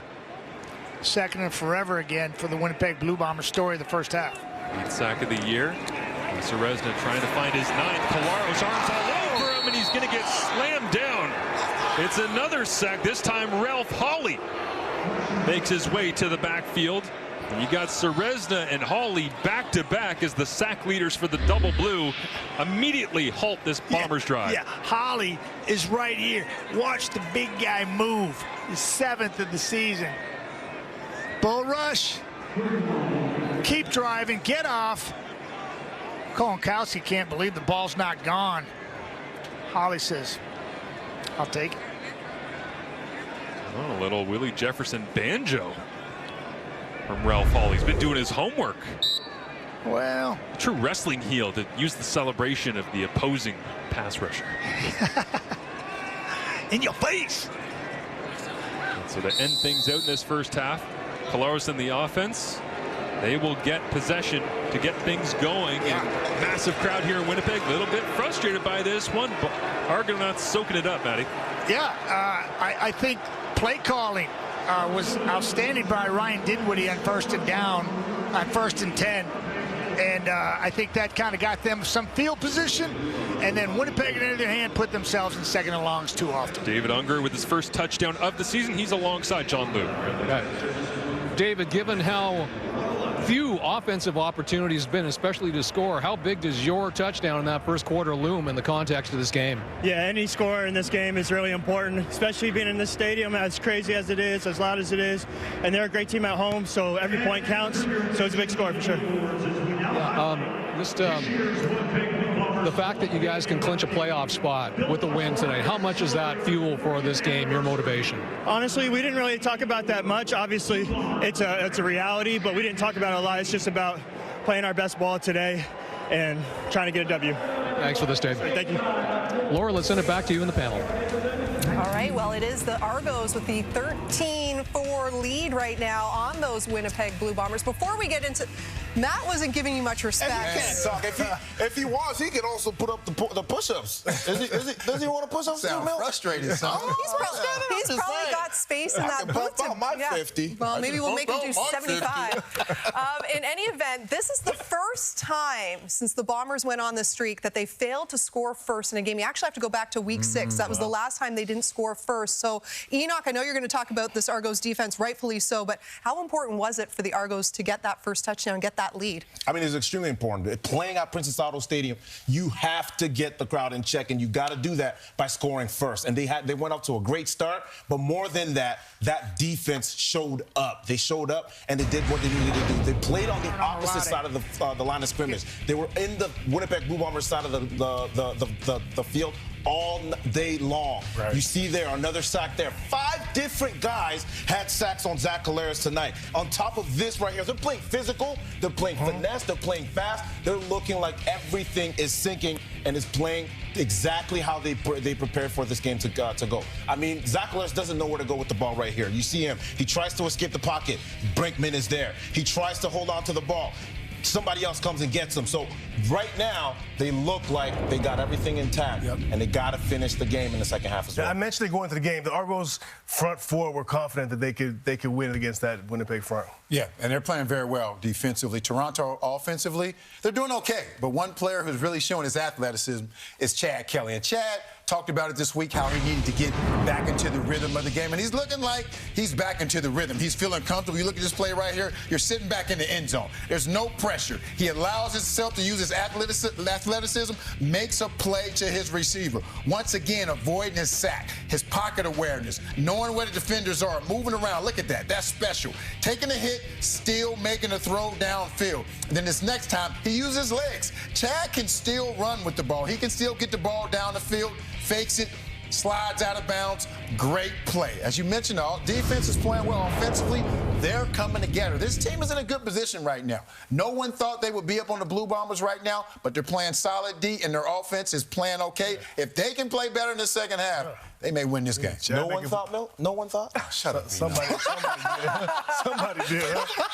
And just ask him to say athleticism one more time. Athleticism. Spell it. No, okay, sorry. Athleticism.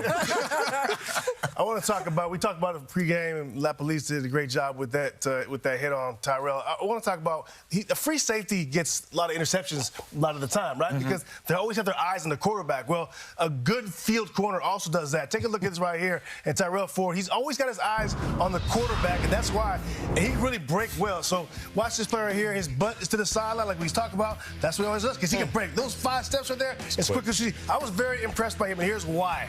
Very impressed by Tyrell. Look at one handshake right here with Evan Home. Whap, whap, whap. Oh, let's 2 handshakes. That's a different one now. What they got going here? They're waiting. 3. What's he got here? How the heck do you remember all these handshakes? Let's practice out. You ready? Go.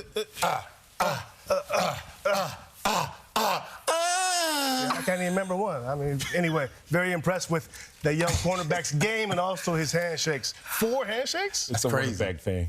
It's crazy. Yeah, maybe. It's a good thing you guys are separated. All right. When our halftime continues, Paul LaPolice will be back with another coach's playbook, this time focusing on the Battle of Alberta. But it was the Argos with the lead at the half over the Bombers.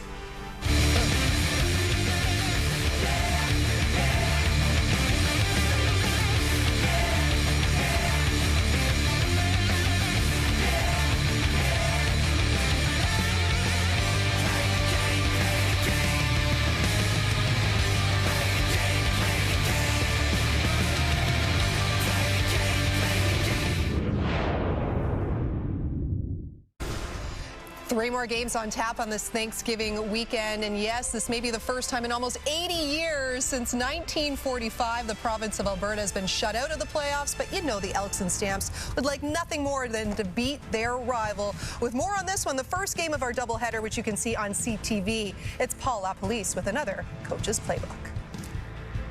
Disappointing seasons for both teams, but I wanted to look at, hey, what are a couple of bright spots for these football teams?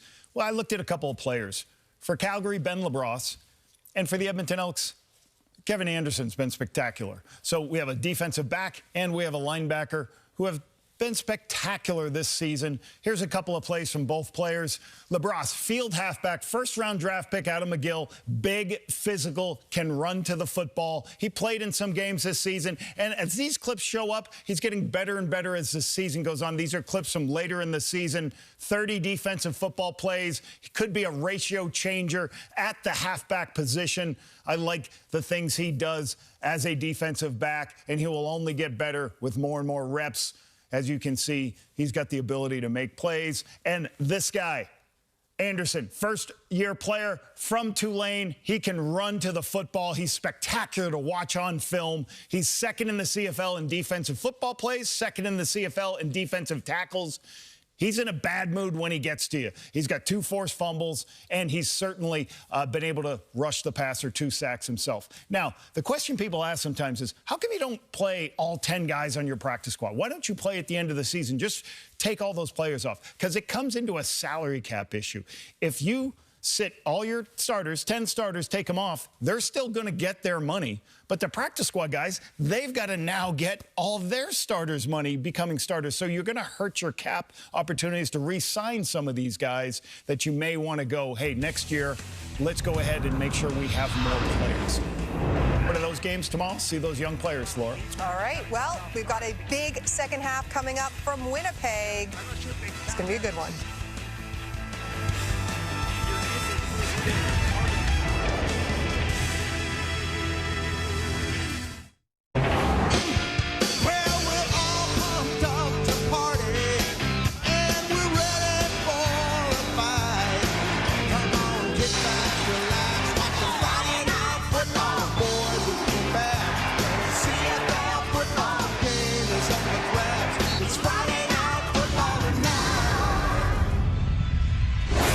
Fought first half between the Bombers and the Argos. Certainly has a Grey Cup feel to it. Feels like Winnipeg's defense might have to come up with a game-changing play. Brian Cole in the first half, 5 tackles, 2 for loss, a fumble recovery, and a forced fumble. He's alongside John Liu. Well, Brian, in that first half, how satisfied were you with your defense's ability to limit the damage that Chad Kelly can do with his arm and legs? I mean, we blessed. I'm just thankful. I just know that it's not good enough, though. It's still not good enough. We got to win the half. We got to win this half to win the game. Defense is playing well, but it still takes all 3 phases. We still need the other 2 phases to come along, and we still need more defensive. My fault. And we still need defense to come along more. Would you just assess what you're seeing from your Toronto defensive counterparts, especially their front 7, that's giving your offensive teammates so much trouble tonight? Well, they always got a good D-line, and they got a good defense as well. They're a good team in general. So we didn't come in here outplaying them or thinking that they weren't going to do what they're doing, but we're a better team, flat out. And we just got to continue to hit our target and continue to play Winnipeg football. Thanks for this, Brian. Yes, sir. Thank you. Well, the confidence from on-field in the first half for Brian Cole spilling over into the halftime interview here. He knows that the defense has to get an opportunity as we see Winnipeg set to kick this one off, Matty. Yeah, that coin toss at the beginning of the ball game. Toronto won it, deferred. They get the ball here in the second half. Advantage Argonauts. Janarian Grant up to speed, crosses the 40, across the 45. Nice blocks up front to get Chad Kelly in the offense into the swing of things here in a pivotal second half with the Argonauts trying to lock down their playoff position. Yeah, just pretty much straight up field. Get what you can. Gets a few blocks, sets it up, and then he outruns a couple people and hits that hole and just hang on time. Try to rally to the ball. To be fair, if Janarian Grant took 2 fast, hard steps to the left, I'd probably try to cover to the left as well. Yeah, it didn't take him much, and then bang, he's straight up the field, and they're sitting at the 48. Chad Kelly with 1st and 10. Hands off inside. Kadeem Carey. He's now over 1,000 on the season with that run. Yeah, see, that's the difference between Kadeem Carey in somebody like Brady Oliveira. Watch Carey hit this hole and watch how high his pad level is. He's got to break this tackle running through it with his hips because his pad's just straight up in the air, and he breaks that tackle right there with his power and speed. Brady does it with leverage and his pads going straight down the field. Either way, both these backs can get it done. Both over 1,000 this year. Kadeem, second time in his career. Grabbing his back a little bit, headed to the sideline there, so they bring in Daniel Adamaboye, and he gets turned around on 2nd and 3. Tony Jones wags his finger at the Toronto sideline. Yeah, Tony Jones, it's his 8th tackle already in this football game. You know, we talk about Brian Cole, but watch Tony. He's right in the middle of the football field. 33, go get some. Just kind of engulfs that whole hole, keeps his legs popping, and makes a great play on the ball. Adamaboye will stay out as an up back here. Communicating at the line of scrimmage after he couldn't pick up the first down. Calls out the snap. Simon Chavez sends it back to John Haggerty. Hammers it down to the 12-yard line. Lucky Whitehead thought about heading for the wide side of the field, just dove forward and picked up what he could. Out comes Zach Collaros and the Winnipeg offense. 97 net yards in that first half. 49 of them came on a throw to Kenny Lawler, but 5 sacks for the Argonauts up front in that first half. And they had 5 sacks in all of that Week 8 game between these two teams. All by different players. Just everybody spreading the love. Just making life miserable for number 8 in his own backyard. And that's usually not the case, but Toronto does it better than anybody else. 42 on the season. Everybody getting to Zach's house. Theme with this front for the Argonauts. 6 players tied for the team lead in tackles for loss, coming in at 6 apiece. They got 5 sacks from 5 different players. So Collaros having to deal with everybody. Is now Robbie Smith tracks down Zach. He slides down. And Smith will get credit for the tackle on the play. Zach getting what he can. It looks like they'll give him a gain of about 4 yards, 5 yards on first down. That's what they've been. That's better than what they've been getting on first down. Zach once again is going to be flush. Just great pressure up front, just splitting tackles, and Robbie tracks him down as Zach tries to get into the slide, and Robbie's body weight kind of got him right at the end there, and you can see he kind of got awkward. One play away from Terry Wilson, who's thrown 1 pass in his career. Worse for wear, though, is Collaros on his feet, completes this one for a first down just beyond the 35-yard line. That one hauled in. That's all you need. By Carrick Wheatfall, moving the chains. That's all you need. Just get her done. Just go down there, sit down. Let's do it right here. Sit. Yeah. He knows it. 10th catch of the season for number 88. Not much going right for the Bombers in offense. Just, what, 97 yards in the first 30 minutes of play? 48 of that coming on the Kenny Lawler catch. Now, Ontario Wilson spinning away. He's sneaky. He's on first down. He is a slippery yards after the catch receiver for this Winnipeg offense. Something they've really need. Kind of feels like he's filling that Rasheed Bailey void since Bailey hasn't been around. Good call. It really is. Yeah, a lot of people might want to recall Wolodarski and Dalton Schoen. Man, those guys are pretty valuable pieces to this offense. Then you throw in a Rasheed Bailey, who lost in the offseason, went to Toronto, then cut. But no doubt on Terry Wilson filling that void. Winnipeg believes they've got the first down. Whistles blow from Ben Major, the referee. Get everyone unpiled here as Terry Wilson. A lot of short yardage situations in this ball game. That lends itself to the feel of a playoff matchup as the mess underneath the bottom of the pile once again. And Wilson still learning from the Dunnigan Sneak School here.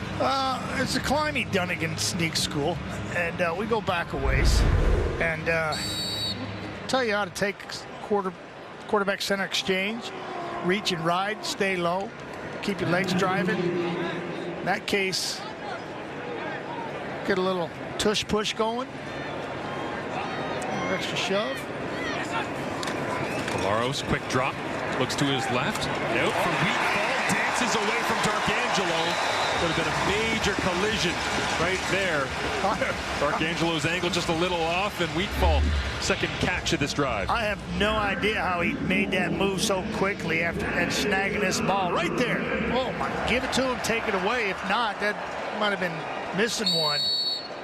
Zach trusted his receiver to make a big time catch. D'Arcangelo just trying to chicken wing him there and couldn't get enough of him. That's a heck of a play. Kenny Lawler, bottom of your screen, waggles down. Now Brady Oliveira to the flats. Claros looks that way. They slip Oliveira outside.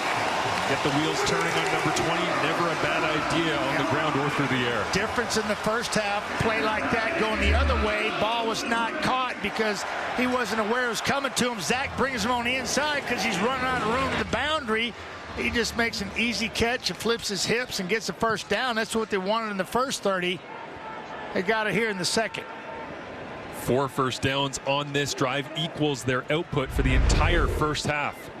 The Bombers offense comes to life. Claros, run fake, gets it out. It is Kenny Lawler sliding his way across the 30-yard line. Lost an edge there for just a moment, but that'll go for, again, 5 yards on first down, trying to get ahead of the sticks. Yeah, pressure coming off the edges here by Toronto in the red zone here, basically, in the move-it zone. And Zach kind of double pumped it, feeling that pressure, and dumped it down to Lawler, and Lawler lost his footing and picked up about 7, maybe 6.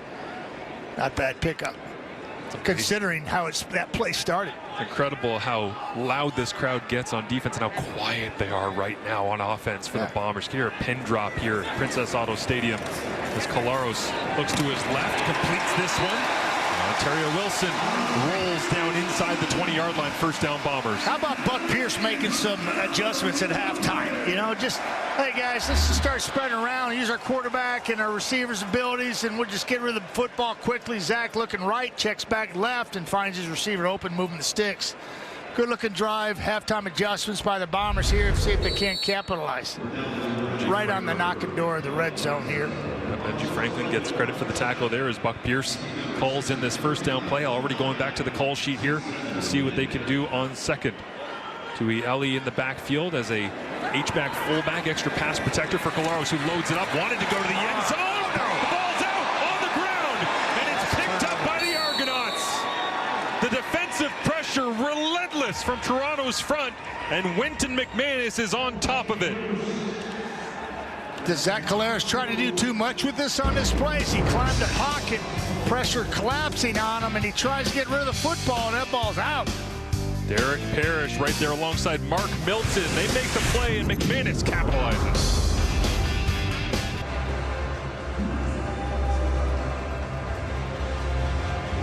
There's Derek Parrish in on the hit alongside Milton. They pop the football out, and Wynton McManus on top of it. What do you see, Matt? I see Houston and Baylor, 2 universities down in Texas, getting after Cincinnati right there, and Zach Claros and Wynton McManus from Memphis getting another turnover for Toronto. Just a good hustle. Ball security. Kelly, ball firmly in his hands, loads it up. Mackay Poke back shoulder down the seam. And Mackay Poke, one of the great vertical threats in this Toronto passing attack. Take a chunk out of the big red apple here, as Ryan Dinwiddie calls it. Just little, give him something inside, flip his hips. Ball's thrown with timing and spotted beautifully by Chad Kelly, who likes to throw the ball deep at least 7.5 times a game. What's that stat you was talking about, Marshall, early in the ball game? Yeah, he's got 217 less pass attempts from Zach Claros, but he's got 13 more of 20 yards or more in the air. Chad Kelly loves to take the vertical shot. And Deonta McMahon now with a little handoff inside, juking his way all the way down to the 36-yard line. That guy is just crazy, scary. That was over his average. Every time he rushes the ball, he's 7.5 yards. He's got nowhere to run there. Then he bounces it outside. Then he sticks him outside, makes that guy miss, creates some room, cuts it back, and picks up 9. Well, you got Carey, then you got that to counter with. You got Chad Kelly's ability. Here we go. Quickly to the line of scrimmage. They lean their way across to the 35. Good way to put that one. There's deception. We're going to trick them. Good to see Woods back on the field there for the Bombers as he was banged up with that right wrist in the first half. Look at the flipping of the field here. Winnipeg coming out. Buck's got him going. Zach climbs the pocket. Pressure. Ball security. Only at one hand on the ball. Ball comes out. Turnover. Look where Chad is. Score zone. First and 10. Crowd goes back into it. Jean Brissett to the sideline. Kevin Mittal back into the game. Missed the first 7 games with a foot injury to start his rookie campaign from the Laval Rouge AR. They'll go inside handoff McMahon. One-on-one in the hole. That Dietrich Nichols was able to get just enough to bring him down. Yep. Dante McMahon, East State. Just go north-south, son. Bang. Counter. Nice job by Pope. 15 coming over. Getting a block. Point of attack. Freeing him up. Good 6. 8 touches now for 53 yards. Deonta McMahon starting to piece together a really nice ball game here as a versatile weapon in the Argonauts attack. Kelly waits for the snap, now gets it on second down and medium, and he fits this one in just on the backside. Tavares Daniels grabs it. Hasn't had fewer than 4 touchdowns since 2019 in his lone season with Edmonton, but only 2 touchdowns on the season right now. Watch what this route does, Deonta McMahon and this man right here. Watch. Just get out. He's got to go with them. There's the route. Stick it on him. Just open up that hole on the backside. Little double move there. Dante takes pressure up from underneath. Ball's complete. Kelly looks left, comes back right. Pumps, hesitates. Now it's completed. And that is Dejon Brissett back into the lineup here. 4th game played on the season. And a bit of a smile because he knew he was waiting on that one in the hole. Yeah, it's just this drive is crazy, whether it ends up at 3 or however it turns out. Ball security, we talked to Mike O'Shea, head coach for the Winnipeg Blue Bombers, a couple days ago, and Mike said that the difference in our 8-0 run, ball security, taking care of football is pretty simple. This is why. You turn it over, next thing you know, you're getting scored on, the lead's getting bigger for the opposition. Argonauts going for their first sweep of the Bombers since 2015. They'll go second in inches here. And Kelly getting dragged backwards by Tony Jones and Evan Holm. Did he get to the 5-yard line? That looked like the mark. So they'll move the chains once again as Toronto's scoring up. Second highest scoring club of late, averaging 33.7 points per game over their last 3 contests, trying to add to that here. That's getting predictable, but I can see a little play action, a little fake coming off of that, was they start from the gun, they go underneath, and then they come back because everybody's, I can see that happening, setting that up. Ryan Dinwiddie checking. Watch it, maybe not this game, but maybe later on in the season when they need it. Other people break this down, look at this film, and say, yeah, this is what they do when they're in shotgun. They short yardage, they just run up and try to get it. Devontae Coaksey to the top of the screen. He is their score zone favorite. If they go air, they won't. Hand it off inside. And it's Daniel Adeboboye getting closer. The Winnipeg defense stacks him up. Yeah, just doesn't get many touches. Adeboboye, understandably so, when he got McMahon and Carey in front of you, but boy, he's reliable. Kind of a tweener in between a big back and a scat back. Got plenty of speed. Wholesale changes on both sides here. I see Camp Dukes in there. Short yardage unit comes Dukes in the house. Dukes is in for Chad Kelly. Can't miss that mullet. Dude, I know something about that. Dukes, right side. Evan Holm pulls back the hips. No signal. Did he reach the goal line? They will say 3rd down. Yeah, we've been watching this trench warfare the entire game. Offense is really not winning the battle. Defense is coming up big. Winnipeg's got to do it again one more time. Toronto's already done it down on the goal line. Kelly's back in the lineup, a little more girth behind the center. Kelly looks to go under center here. Yeah, it doesn't look like they're trying to trick him here. Right in the middle of that offensive line. Kelly leans to the left. Oh, no! Did he get turned around? The Winnipeg defense, did they get a stop deep down in their own end? Did. talk about playoff mentality in football right here. Denying offenses from crossing that line. Kelly got rejected right at the goal line. Looked like he was going to knife in there. Then, boom, he just got crushed and turned the other way. What a moment for the Winnipeg Blue Bombers defense. And in a night where the crowd frustrated with the number of hits, hurries, pressures, and sacks on Zach Collaros and the inefficiency of the offense being able to finish, they stand up and celebrate their defense. What a huge stick right in the middle.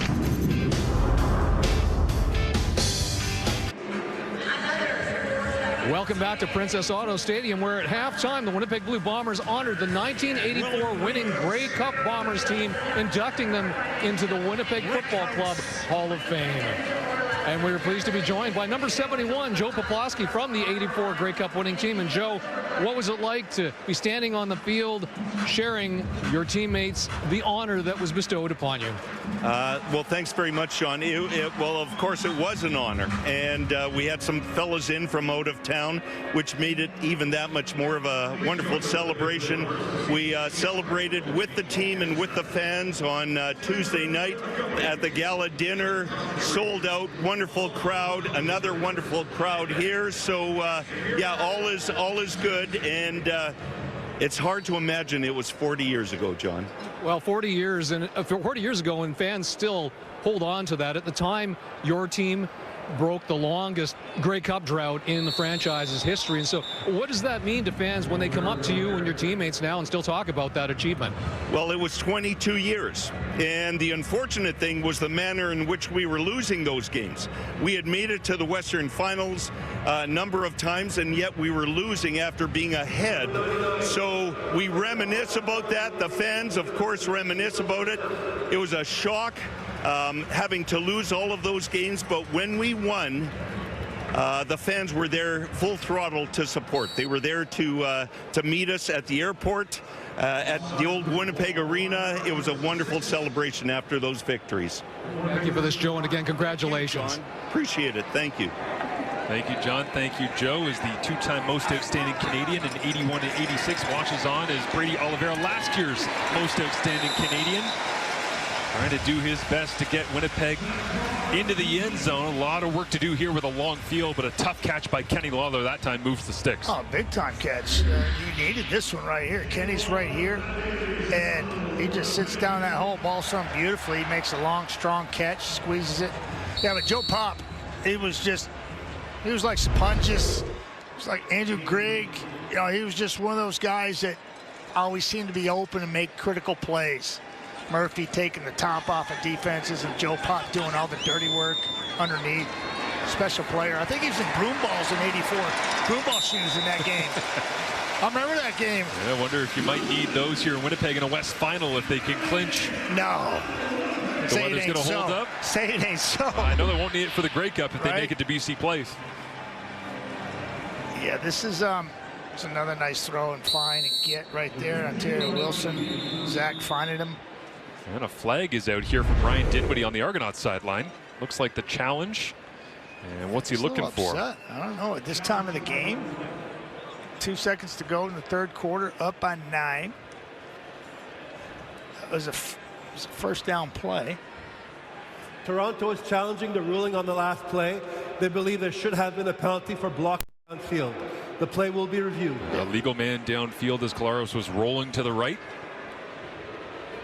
Dinwiddie's point going right there. I saw it with my own eyes. It was right in front of me. Eyes, right there. Yeah, well, so at the end, you know, it's one of those things where it's going to work out in his favor. It's going to take him back 10 if it does for first and 20. Well, they'll take a look at it in the command center as Al Bradbury, replay official here this evening, week number 19, Thanksgiving weekend, dives in and looks to see whether or not there was a legal man downfield.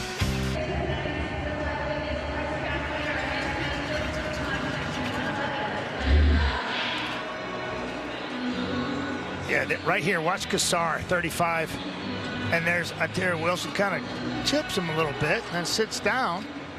That's fairly normal, though, isn't it, to sit inside on a little... No question. He's got every right to be there. Then he just finds the hole and feathers in back behind it. I don't know how they're going to call this, but that didn't seem like much of anything. I mean, there's rub routes all the time on little crossers. Yeah. To sit inside like that and then knife upfield. Fact is, they'll have an announcement as they have the call for Ben Major. Upon further review, the ruling on the field stands. Toronto loses their challenge and their first team timeout. It's first down. I get what Ryan Dinwiddie was trying to accomplish there, but that feels like one of those where you might want to save the challenge for a bigger moment. That's what I was alluding to when he made that call and challenge. But yeah, Ryan is a quarterback, as a head coach, play caller. He understands about rubs and picks, but that really wasn't the definition of it. Goes against the Argos. Collaros and the Bombers passing attack. Boy, that ball was in the air a long time. It seemed like it took forever to get onto. Weedfall hangs on to it in the third quarter that absolutely flew by is gone. We head to the fourth as the Toronto Argonauts 6-1 this season when leading after 3. If they pull it off tonight, they've got themselves a ticket to the dance, the CFL playoffs. The only team from the East Division coming into week number 19 here on Thanksgiving weekend with a victory behind them. Well, it's the Toronto Argonauts. They're trying to double down for just the third time this season. If they do so, they do indeed get a chance to go to the CFL playoffs officially. But, man, that was a grind of a third quarter. Not much happened there. It was a decent return by Janarian Grant to the 48, 2-and-out by Toronto. Then Winnipeg took the ball all the way down inside the red zone. Zach lost the ball security, and then Toronto got the opportunity to march all the way down to the 1. And Winnipeg said, nope, that's far enough. Goal line stance, and now this is their basically second drive since the start of the second half. So you're down 9. You better put some points on the board because Toronto's defense is not letting up. Toronto begins leading 13-4 here in the fourth. Brady Oliveira on 2nd and 2 gets the first down. They had a couple of second and shorts like that. They were frustrating in the third quarter, couldn't pick them up, had to get off the field. This one they convert. Yeah, the key there was the Ontario Wilson catch that was challenged, got him 8 yards, put him in second and manageable, and they're able to pick it up here. That first drive of the second half looked really promising for Winnipeg. They came with a little hop, a little step. Zach was 9 of 9 in that quarter for 91 yards. Doesn't get much better than that, except for no points. Looking there, a check down underneath, almost intercepted. Wynton McManus, and he is all over the place in this second half as it's incomplete, ball on the ground. Zach's eyes took just about everywhere. The ruling on the field is incomplete pass. A gravitational pull of Brady Oliveira on the check down here. Yeah, and Wynton's right here, and he's going to be right in the right spot. You watch Zach's eyes, and then here's the check down. Brady checks down, and everybody's looking because they can't get there. Wynton gets his mitts up, much like a Willie Jefferson, and second and long. Pays the price there as well. Jake Serezna delivering a blow on Collaros as the completion streak stops at 10 on a night where they're trying to continue their win streak. 8 in a row, looking for 9. Over the middle this time, Kenny Lawler. Big grab right at the sticks. Collaros picks himself up off the turf once again, but Lawler has the first. Watch his throw. You talk about standing in there. Only rush 4. Defensive line's going to get there. One sack Collaros. He kind of jumps up and throws off his back foot there. Doesn't follow through, going, my goodness. It is hot in this kitchen. Throws a dart to Lawler. It's a heck of a play. Both these quarterbacks standing tall. Face of adversity right there. Serezna is a menace right now. Creating all kinds of havoc in that backfield. Now Oliveira. Oh, yes. Legs getting up to speed. A couple of head slaps, trying to rev himself up, get going. This crowd going. That's more like it right there. Yeah, watch the secondary support. Get off of me. Mark Milton coming in late, involved in that play earlier on that fumble recovery.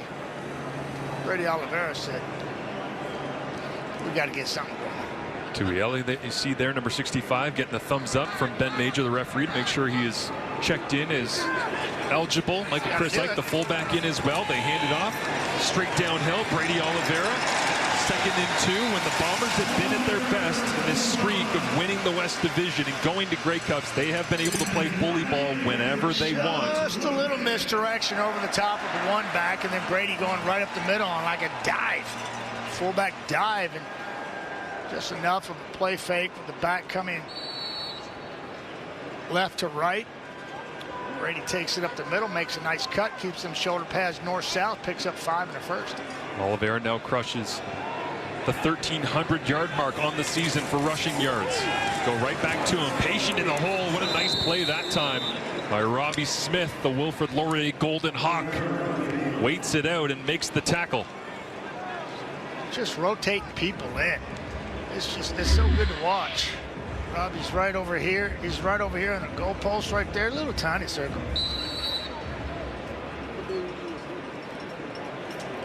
He just took Stanley Bryant, got leverage on the big man, pushed on the 6 and the 6 enough where he could just fall off into the hole. Great play. Anchored against all 6'5", 319 of Stanley Bryant, the icon. 319. Left tackle. Oliveira. Big collision there at the 40. Wynton McManus. He's been up for it all night. Here comes Serge. Sergio Castillo off the sidelines after Oliveira couldn't get the first. Sergio can dial it in. It's about 84% of the year. Brady in space. Could not get around Wynton McManus, Robbie Smith and company. Relentless pursuit to the football by the Toronto defense tonight. Get this to a single score game. 48 yards away for Sergio Castillo. He's already missed one, and this one is a doink.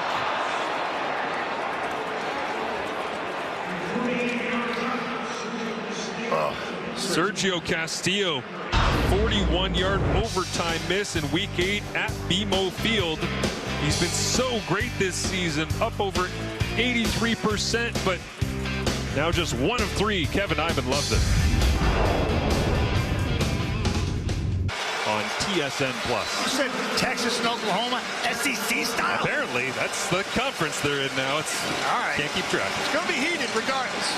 On to McMahon. Wrapped up around the 30-yard line. That's what you want right there. Boys, defense is going, that's it. No more points this half.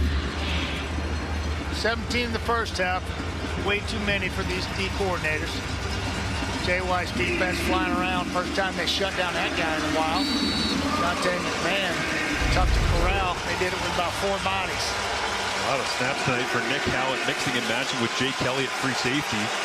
After having Alexander out of the lineup at free safety here for the Bombers, they'll drop into zone. Kelly window shopping. Now he looks down the field. Tommy Neal, jump ball, and it's incomplete. Kelly right there in coverage. No flags down. That was pretty well played by the young free safety, getting challenged by Neal. Kelly says they can drop 9. Well, I'm just going to throw the ball all over everybody and just throw it deep. That's what he does. He launches it. Kelly's in hot pursuit. Really nice job of covering and not interfering with Neal. Neal had him.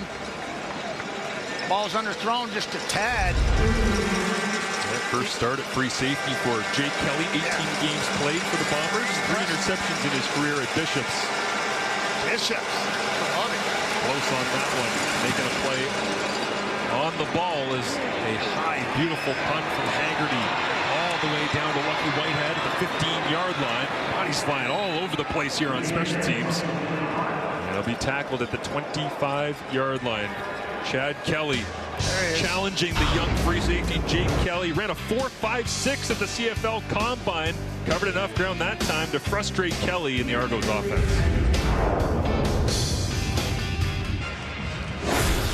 Dean Carey going over 1,000 yards tonight. 14th player in CFL history to record 1,000-yard seasons with 2 different teams joining. Well, the man in the middle of this, William Stanback, accomplished the feat earlier this season. Now he's done it with Montreal and BC. Brady Oliveira putting in all this work with the Bombers who drafted him. It just spells pain there. Every one of those yards earned. A couple of different times they've kicked Brady outside to the wide side. He does this often in the offense, spread things out. Now Colaros runs to his left. Zach doesn't use the legs much, but takes off And he'll go for a 15-yard jaunt. Yeah, you talk about he doesn't do it much.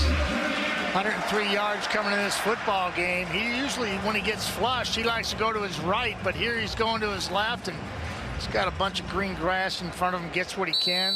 Didn't we talk about this pregame? We said the conditions have to be perfect for you to have, what, a 69-yard run?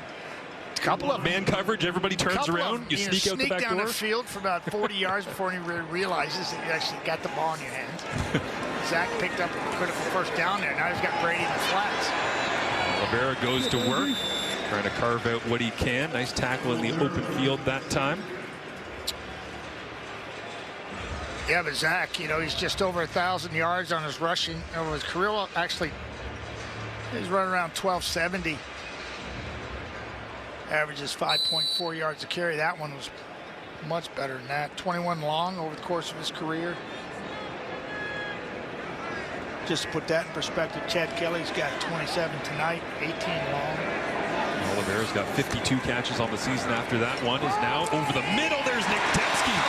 Hasn't said his name much tonight, but old reliable slides his way down the hash and picks it off the turf for his quarterback. Yeah, just roll coverage. Amos just flies the other way. Dembski pushes. Amos opens. Comes back to the ball. Dembski does. Helps his quarterback out. Gets low. Secures it. It's a good-looking play. Second grab of the night goes for 18 yards. His previous was just 2 yards. Laros looks left, pump, now checks it down, little backhand shovel to Oliveira, running down the middle of the field. And it's close to a first down. We'll see where they spot it, but the backhanded creativity that time. Flipping it out of his hand the opposite direction from Claros. Yeah, this is the magic that Zach brings every time he steps on the football field. He's got a really good flair to the game. Oh, we almost lost that. Yeah, it's just a thing. Just a little flip. He might have caught that with both of his hands after that hard pump, Matty, and then just chucked it backhanded. Did it on purpose, Marshall. always part of the plan. 2nd and 1, handed off inside. Well, we know how, being back there, we both know how quickly chaos can arrive. And ball security, we've already seen it once with Claros. Cost his football team. Fortunately, it didn't cost him any points, but it cost him a whole lot of time. Claros looks left, another check down. And Oliveira just dives his way forward. Well, hey, why not? If it's not broken, don't fix it. This is working, and this is what they're giving you. Take it. He's just going to step out here. Watch him just check it down. You've heard the term, check down Charlie. This is what Toronto's giving you on 1st and 10. You better take it. Quick snap, and right now the formula for the Winnipeg Blue Bombers is Toronto dropping out into zone on 1st down, take the check down underneath, get 8-9 yards, and then go to the ground game on 2nd down and short. This one, we'll see where they spot. They will give the 1st down once again, so back-to-back 1st downs. Going huddle here with tempo. No huddle. Speeding things up as we go inside 6 minutes remaining in the ball game. Sergio Castillo with a miss from 48 on the Bombers' last possession, 1 of 3 on the evening. Claros on 1st and 10 into the end zone. High locked-in football. Milton against Lawler, and it's incomplete. Flags are down. Milton got twisted and turned. Pass interference. In a Lawler tornado. Toronto number 27. The foul occurred in goal. It's going to be 1st down for Winnipeg at the 1-yard line. Yeah, Lawler really makes a nice play on this ball. He's turned around, like center field's turn. I'll get him for you here, folks. He's right here, number 89. On the field, number 1 in your heart. Little move, double move right there, bang. Gets him, flipped around. Milton trying to figure it out. And there's that was good play on the ball. Drew the penalty. Well, I thought that Field on the previous possession by Toronto could have done better on coming back to the ball to draw the flag as well. Struggled a little bit in short yardage here tonight. Terry Wilson leading that unit. He's gone left several times. This time goes low to the right, and they'll signal 2nd down. Winton McManus, he is so difficult to do anything in these short yard situations. It seems like we've been watching this all game. We saw Winton in the 1st quarter do this. Helicopter getting to get a piece of the quarterback. This time he gets a little bit. Boy, we're seeing a lot of those shots tonight. Cole Whirlpool's in all those big man's future. Guarantee it. 10th play of the drive. Chris Streveler had 10 rushing touchdowns before a season-ending knee injury. He's no longer on the roster for these situations. Terry Wilson is at the controls. Touchdown Winnipeg for the first time tonight.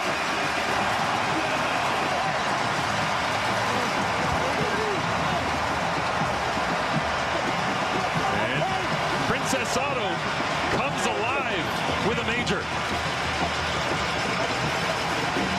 Fans been waiting on it for 55 minutes. Terry Wilson finally gets over, just barely. Man. Felt like somebody in the huddle there just said, someone go block Winton, please. Yeah. 48's usually coming over the top, so we're going to go really low. Just keep your legs driving. And they finally found a way to crack that nut. Hung it up that time for Lawler. Get the pass interference call. Took a couple of snaps, but oh yeah, good run that time by Benji Franklin. And the extra point is good. So Milton frustrated, losing Lawler in coverage. And Wilson finds a way to punch it in. Celebrates in the end zone. Second straight game with a major, and the Bombers are close.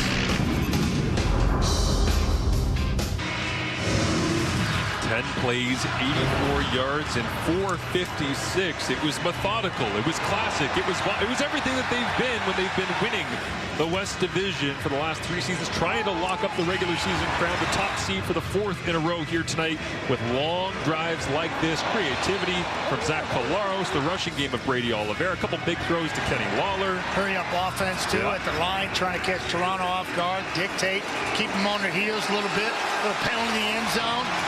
Nice draw there by Lawler. Terry Wilson, New Mexico State product, finds the end zone. The 20-yard line, Janarian Grant. Big collisions on special teams all over the place. Wow. As he'll be brought down at the 35-yard line. As John Liu has an update on Kadeem Carey as the Argonauts offense comes out. John? Yeah, guys, the update from Argos, an Argos official says that Kadeem Carey is questionable to return tonight due to an upper body injury he suffered near the beginning of the first half. He came off the field holding his back, but given that we're approaching the 3-minute warning, say questionable is more likely doubtful. Thank you, John. So they'll break the huddle here. Daniel Adebaboye into the ball game, the second round 15th overall draft pick in 2022 will pass protect on this play. Kelly, shoulder shrug, and just rips the ball to Mackay Polk on the wide side and already into Winnipeg territory. Plenty of time, two-man pattern, wide open to the wide side of the field. Can't see the route, but you're going to see the strong arm of Chad Kelly with pressure in his face. Made that look real easy. That was on Trey Ford. Boy, see him panic and regroup and then sling it out there. That's when the bazooka comes in handy. Kelly this time. Quickly underneath, almost intercepted. Tony Jones told us this week, Matty, he's just trying to find ways to be like Adam Bighill, to learn the signs and the signals, to cheat to a place where he can make a big play, and he almost brought it to life right there. There he is. Lay it out. Great eyes. Oh, man, those are difference makers right there. You want to hear what 32,343 people that love their football team sounds like? Turn your TV up right now. Turn it up. Let's go. Kelly gets just a three-man rush, loads it up over the top, trying to reach for it, can't get there. Tyrell Ford in coverage on DeMonte Coxie. Great coverage by Tyrell there. He had a better play in the ball than Coxie. Just doing what Chad does. There he is on the outside. Watch Chad, never looks anywhere else. Just get going. Get on your horse. Oh, wow. He pulled him back in. Terrell Ford's looking for that call. I think he could have got it. Doesn't matter. Haggerty's into punt. 10 punts back in their Week 8 matchup against Winnipeg, a season high to date. Single points big here for Toronto. Got 3 singles on the year. Haggerty, backward spiraling boot, just trying to pin this as deep down inside the 10 as he can. Lucky Whitehead grabs it, crosses the 15, and makes his way out to the 20. And the 3-minute warning has been reached. A 2-point football game. Zach Collaros has 3 game-winning drives on the season. Can he add a 4th and win the Bombers the West?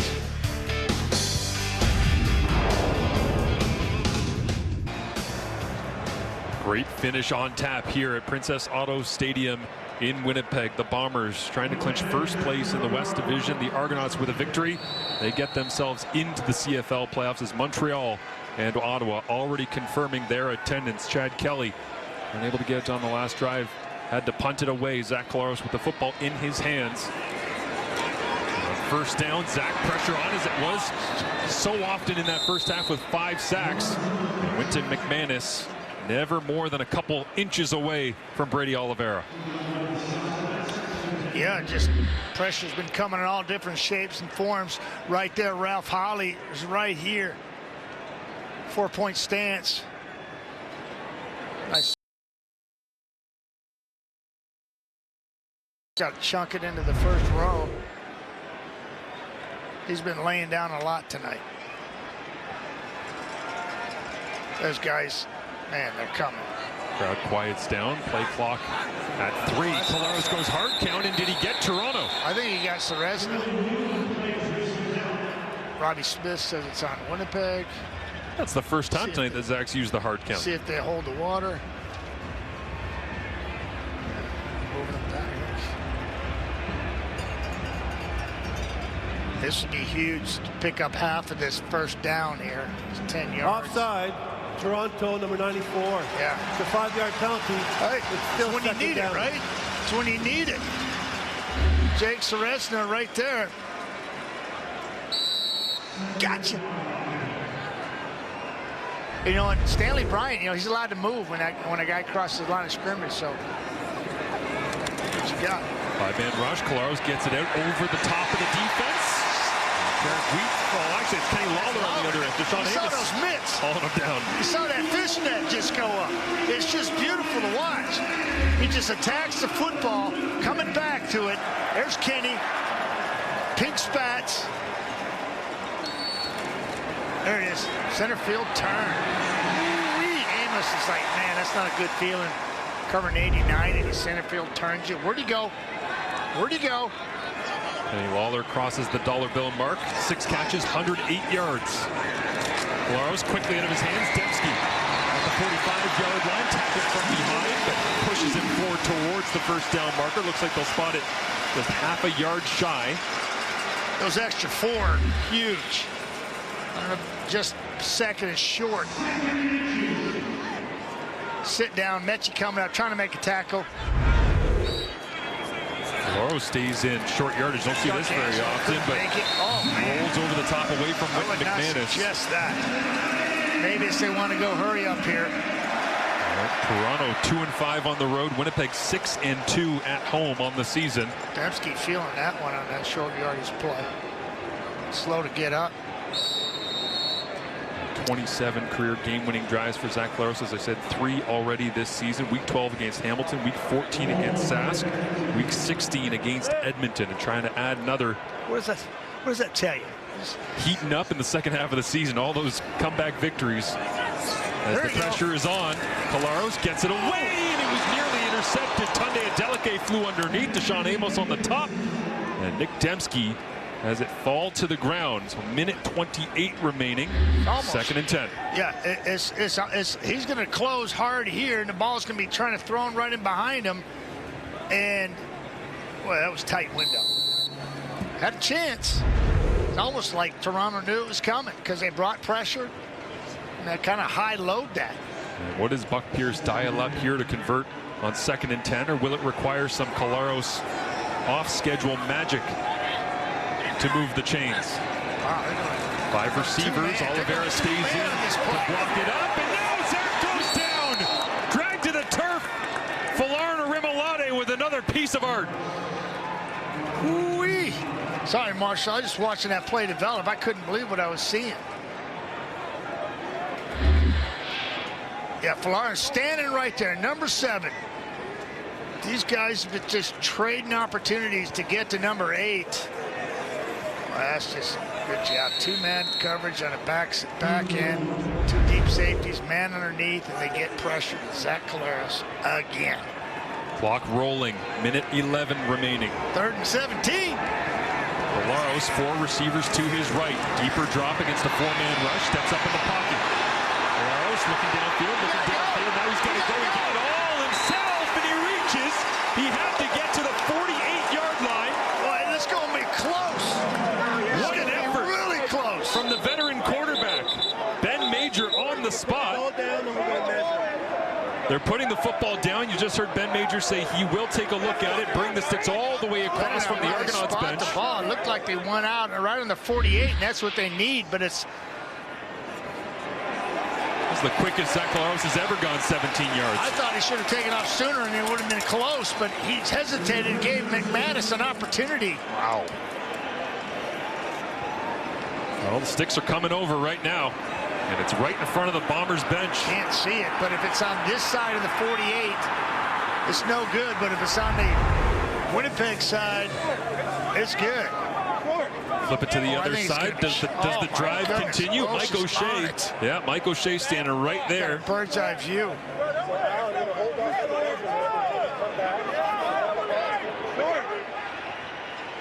Ryan Dinwiddie standing 65 yards away on the opposite sideline. It's short. First down, Toronto. Collaros did everything he could. Wow. Just a slight hesitation by Zach on when he was scrambling to his right. And then he finally got on his horse, but by that time, Winton had a bead on him. 5 inches. They call it a game of inches. There you see it. Ryan Dinwiddie and the Argonauts. 58 seconds on the clock. Still got to operate the offense here with a couple of plays. Winnipeg with a timeout. They'll spot the football.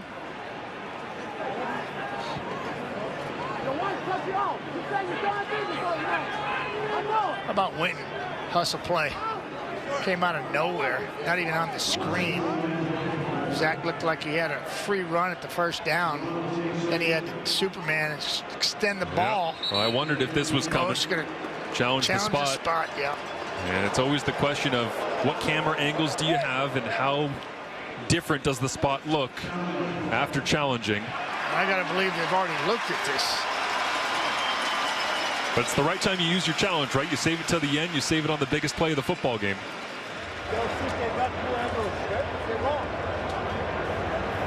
Winnipeg is challenging the ruling on the last play. We're going to review the spot. The play will be reviewed. Well, we'll take a look at as many different angles as we can for you at home to get the best spot you can. You have to throw the challenge there. It's like, not going to let the game end with your challenge flag in your pocket. No. That hesitation right there.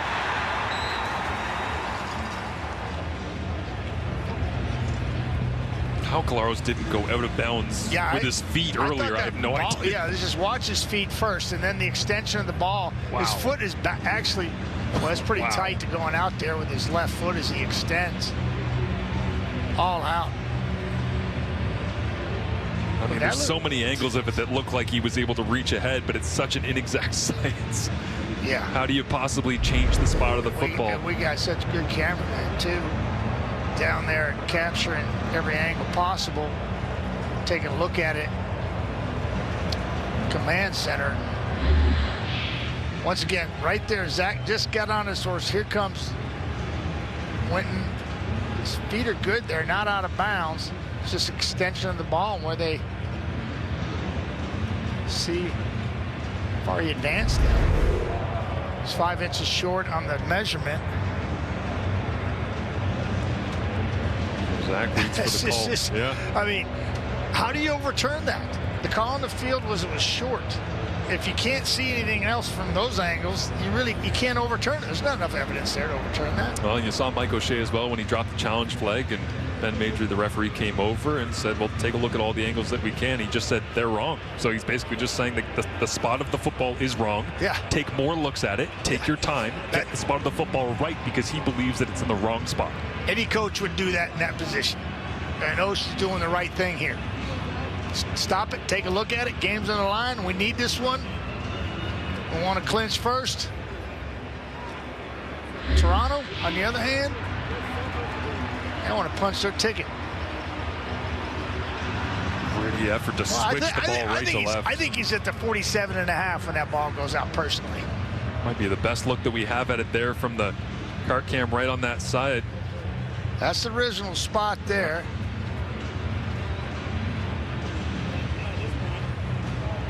Well, in a game of real estate acquisition between the Bombers and the Argos. How do you move the ball up, though? It'll How do you come move down the to the ball final from decision. where it is? How do you move it up based on those angles and those shots? And I guess the follow-up question to that is, if you do decide to move it up, how far are you moving it up? Because how do you... Can you imagine the measurement? It's going to be good. It's going to be good. Football's a funny game, isn't it, Matty? Well, it's a game of inches. We have a call from command. Here is Ben Major. Upon further review, the ruling on the field stands. It's a turnover on downs. Winnipeg loses their challenge and their last team timeout. Now a flag comes out. Yeah, that's on in front of the player. Winnipeg bench. I think 88 might have said something, or 80. Ontario Wilson might have popped off right in the official's ear. Regardless, disappointment for the Winnipeg Blue Bomber fans here with 58 seconds on the clock, down by 2. Trying to clinch. Well, the only way to double down on the frustration for Mike O'Shea on losing the challenge, not being able to extend the potential game-winning drive, is to give up penalty yardage from the sideline. We have a misconduct 10-yard penalty against the Winnipeg bench. We'll go up 10 yards. First down, Toronto.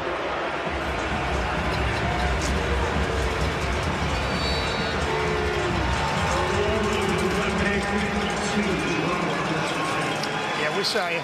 We saw you, sir. With Chad Kelly, with 58 seconds remaining, well, to operate the offense, as I said, they'll go inside handoff to Johanna Magoya, as we heard from John Liu. Do not have Kadeem Carey available as it stands right now. As we get a look at the misconduct. What? Yeah, spraying water at the official from the bench. Where's that? Well, that's no good. That'll get you fined for sure. Well, as the clock rolls to 35 seconds, keeps it himself. And on second down, Kelly is tackled. Looks like that's Evan Holm coming down to finish him off at the 46-yard line. And Winnipeg will get the football back. Anyone who's left the stadium or changed the channels. CFL, even with 58 seconds left, you still got to keep going. So will they stay here on third and go, or just let the clock roll all the way down? Yeah, that's what you do. And basically leave it all the way down to about 9. Take it. Oh, you can't. You got to run a play. Can't heave it. Yeah, so they'll take the delay and then punt it away with 9 seconds remaining. I'm thinking with Kelly's arm strike, he could just chunk that ball. Toronto called a timeout when there was 11 secones on the game clock. Timeout, Toronto. Toronto uses their final time instead of taking the penalty yardage here. And out comes Haggerty. And let's see what Winnipeg does to set up a return as well. Looks like it's just Lucky Whitehead going back as it stands right now. Shakes of the head from the Winnipeg defense as they make their way off the field, wishing they would have been able to get a stop and save a little bit more penalty yardage. Marshall Lucky's longest return is 31 yards on the year. Extremely valuable asset to them, consistent returns, but now Haggerty just tries to hammer it as deep as he possibly can. And Whitehead gets on top of it with 2 seconds remaining. Rather save the time than worry about the point.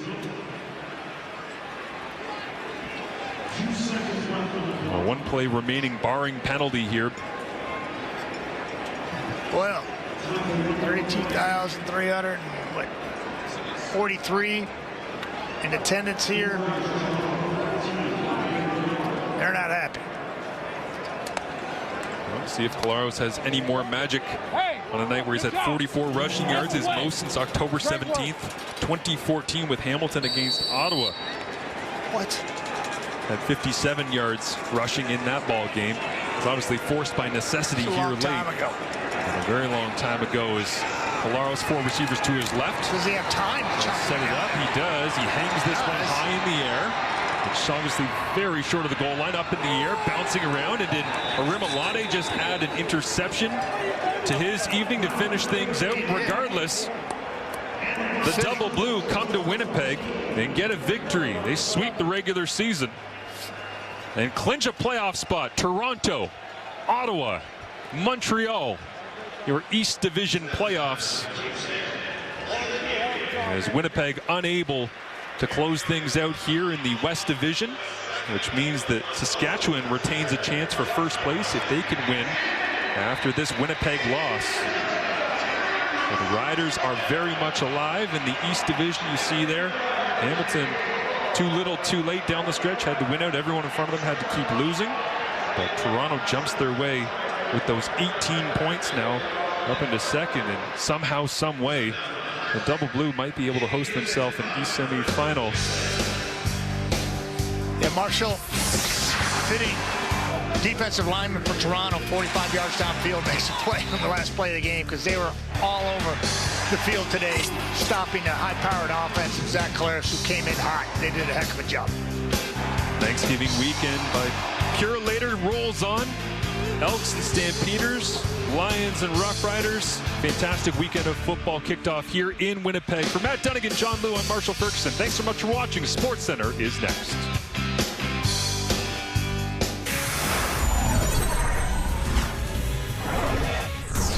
Hello, football fans. It's Friday night, and welcome to SportsCenter. He's Glenn Sheeler. I am Jennifer Hedger. And Glenn, something about the Argos gives the Bombers fits. Yeah. It was way back in week 8 that the Argos beat the Bombers in overtime. The Bombers were 2-6 at that point. They haven't lost a game since. Have a chance to clinch the West this evening, and once again, can't get past the Argos. And to go into Winnipeg and hold the Bombers to just 11 points. This Argos D, I mean, Collaros had 9 touchdowns and just 1 interception in his last 4 games. But this Argos D was just locking it down tonight.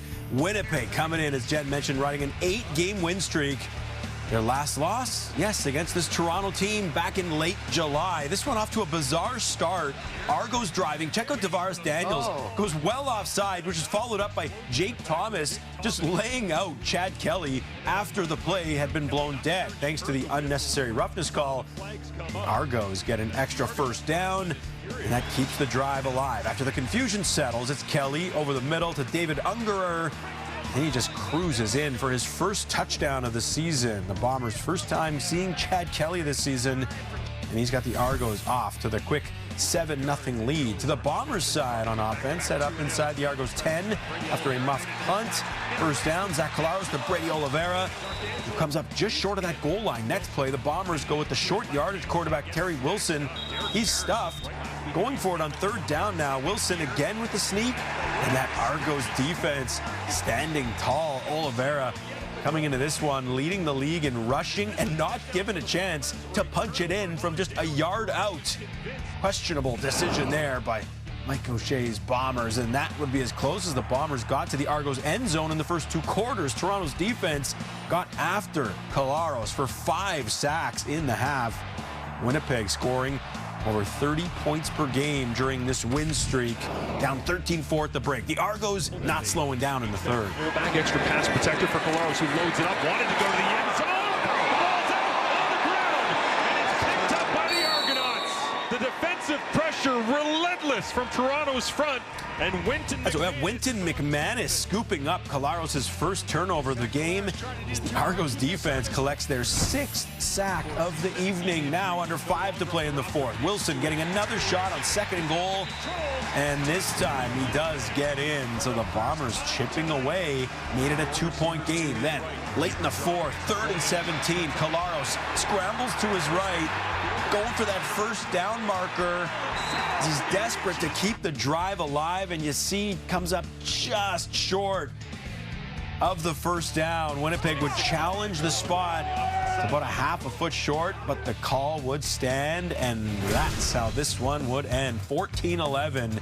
Argos take it. That's your final. So Toronto officially clinches a playoff spot for the 4th straight season. First time since 2015 that the Argos sweep the 2-game season series over the Bombers as Chad Kelly improves to 9-1 in his career against the West Division. With more, let's hear the panel's thoughts with Laura Dykin.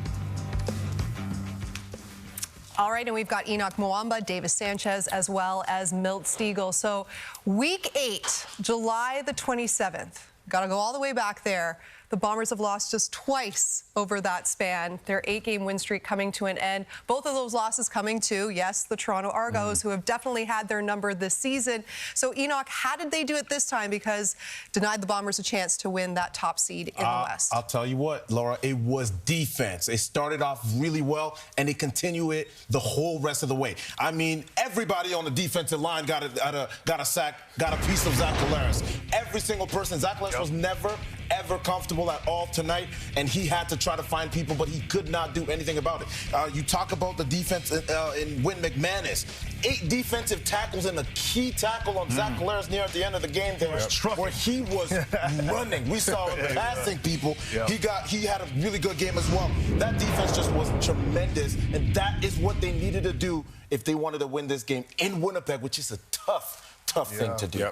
They swept the Bombers, and now the question is maybe why? What is it that this team has and that they can beat the Bombers when no one else has been able to? One of the things is their athleticism up front, and you talked about Win McManus, but their defensive line as well. The fact that they have that athletic front is, I think at times they can overpower Winnipeg, and they felt like that entering the game. Now, Brady O didn't have a regular Brady O game, and again, a lot of that was due to that front 4 and that front 7, but just being able to get push. How many times we say it, guys? When Brady O gets north and south, he's a handful, and he's tough to handle. Tonight, the Argos did an excellent job of stopping him early, getting him moving east and west, and getting him moved laterally, and that's a big part of it. Also, to end at this, how much of this win tonight? Remember, the Argos come off a bye week, so they're fresh, they're rested. They're on the road. This is a physical game, and I think that helped as well. Yeah, these Argonauts played a solid game, and they came in and they didn't play great offensively, but they didn't turn the ball over. And when you're playing against the Winnipeg Blue Bombers, you give yourself a chance. When you have a defense like they had, you talked about how they pressured Zach and they let Brady get going. And offensively, they did what they had to do. So this was a good win for this team. I know they didn't want the lingering to go on, waiting for them, having to seal up that playoff spot. They have it sealed up now, and they have some momentum going into the playoffs. They still have a couple of more games, but they have some momentum now going into the playoffs. I'm sure they want Chad Kelly to get his game going a little bit more.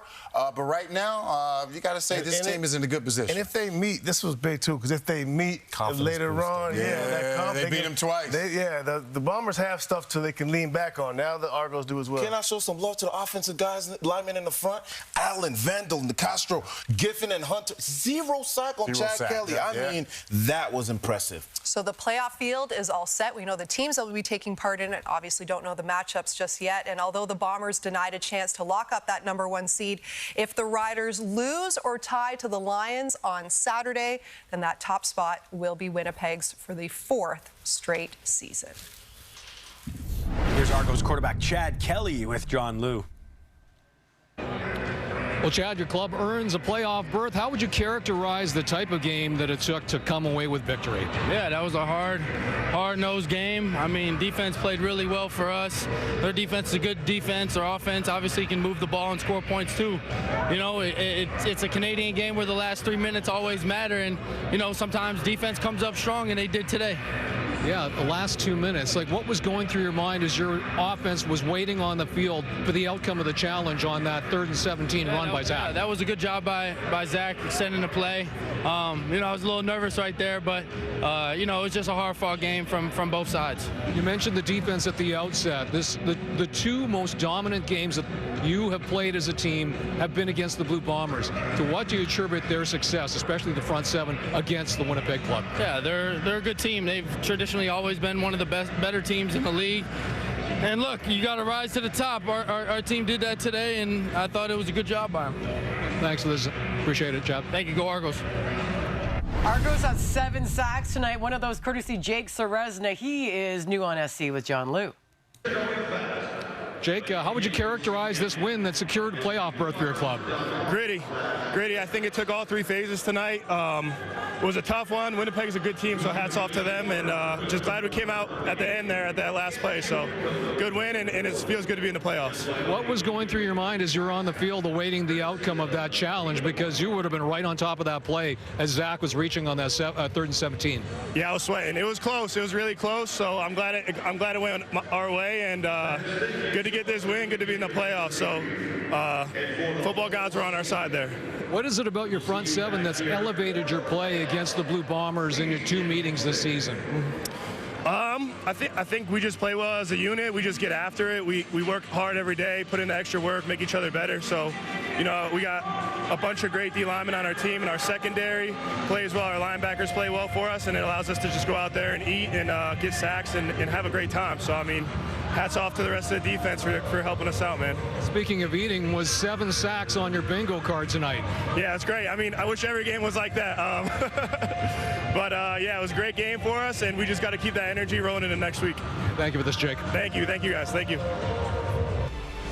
We got a CFL doubleheader for you tomorrow on TSN. Here are the odds, courtesy of FanDuel. First up, the Stamps hosting the Elks as 1.5-point favorites. Edmonton has won the first 2 meetings over Calgary this season. The Riders are also a 1.5-point favorite against the Lions. The Lions can host the West semifinal if they win their 2 remaining games. Winnipeg fall to the Argos tonight on Friday Night Football. Here's Zach Collaros, new on SC. 17, just take us through that play that almost went in your favor after the challenge. Yeah, I don't know what they're looking at regarding the challenge, if my foot was out or not. If my foot wasn't out, I don't really know what the rule is. So, yeah, I was clearly past the line if my foot wasn't out, but I couldn't tell on the screen if my foot was out. So we got to make plays earlier in the game. There's opportunities to take a lead there in the first quarter. Defense and special teams did a great job offensively. We got to finish drives, score touchdowns, not turn the football over in a score zone, all those things, right? What is it about that Toronto front seven that's made it so difficult on your club this season when you consider how both games against them went? They're good up front. They're very good up front. They have a lot of great players. That being said, I'm sure that you'll ask about the sacks in the first half. I would say at least half of those are on me. So got to watch the tape and just trying to do too much. Zach, do you feel like the offense was ever really able to get into a rhythm in this game? I thought we did a couple times, but didn't finish the drives. I thought the second half we battled. We were able to string some first downs together. First half as well, but first half especially, we were behind the chains, getting into second 8, second 9, stuff like that, and they didn't do anything too differently. Mixed in a little bit more 3 double cut than they had in the past, but played a lot of 11 and match, and did a good job of it. Do you feel like the game could have maybe swung a little bit differently or ended a little bit differently had you guys been able to cash in on maybe some of those opportunities in the first half? I'm just thinking about the goal line stop and then obviously a couple missed field goals from Serge, of course. But again, on the goal line, you got to score there. Our special teams did a great job there. I think it was B. Cole that punched it out against, arguably the best returner in the history of the CFL. So, you have to finish those drives. You have to score points there, and we didn't. It looked like you went to a quick passing attack early in the second. Was that a halftime adjustment that you guys made? Just executing the plays that were called. That's it.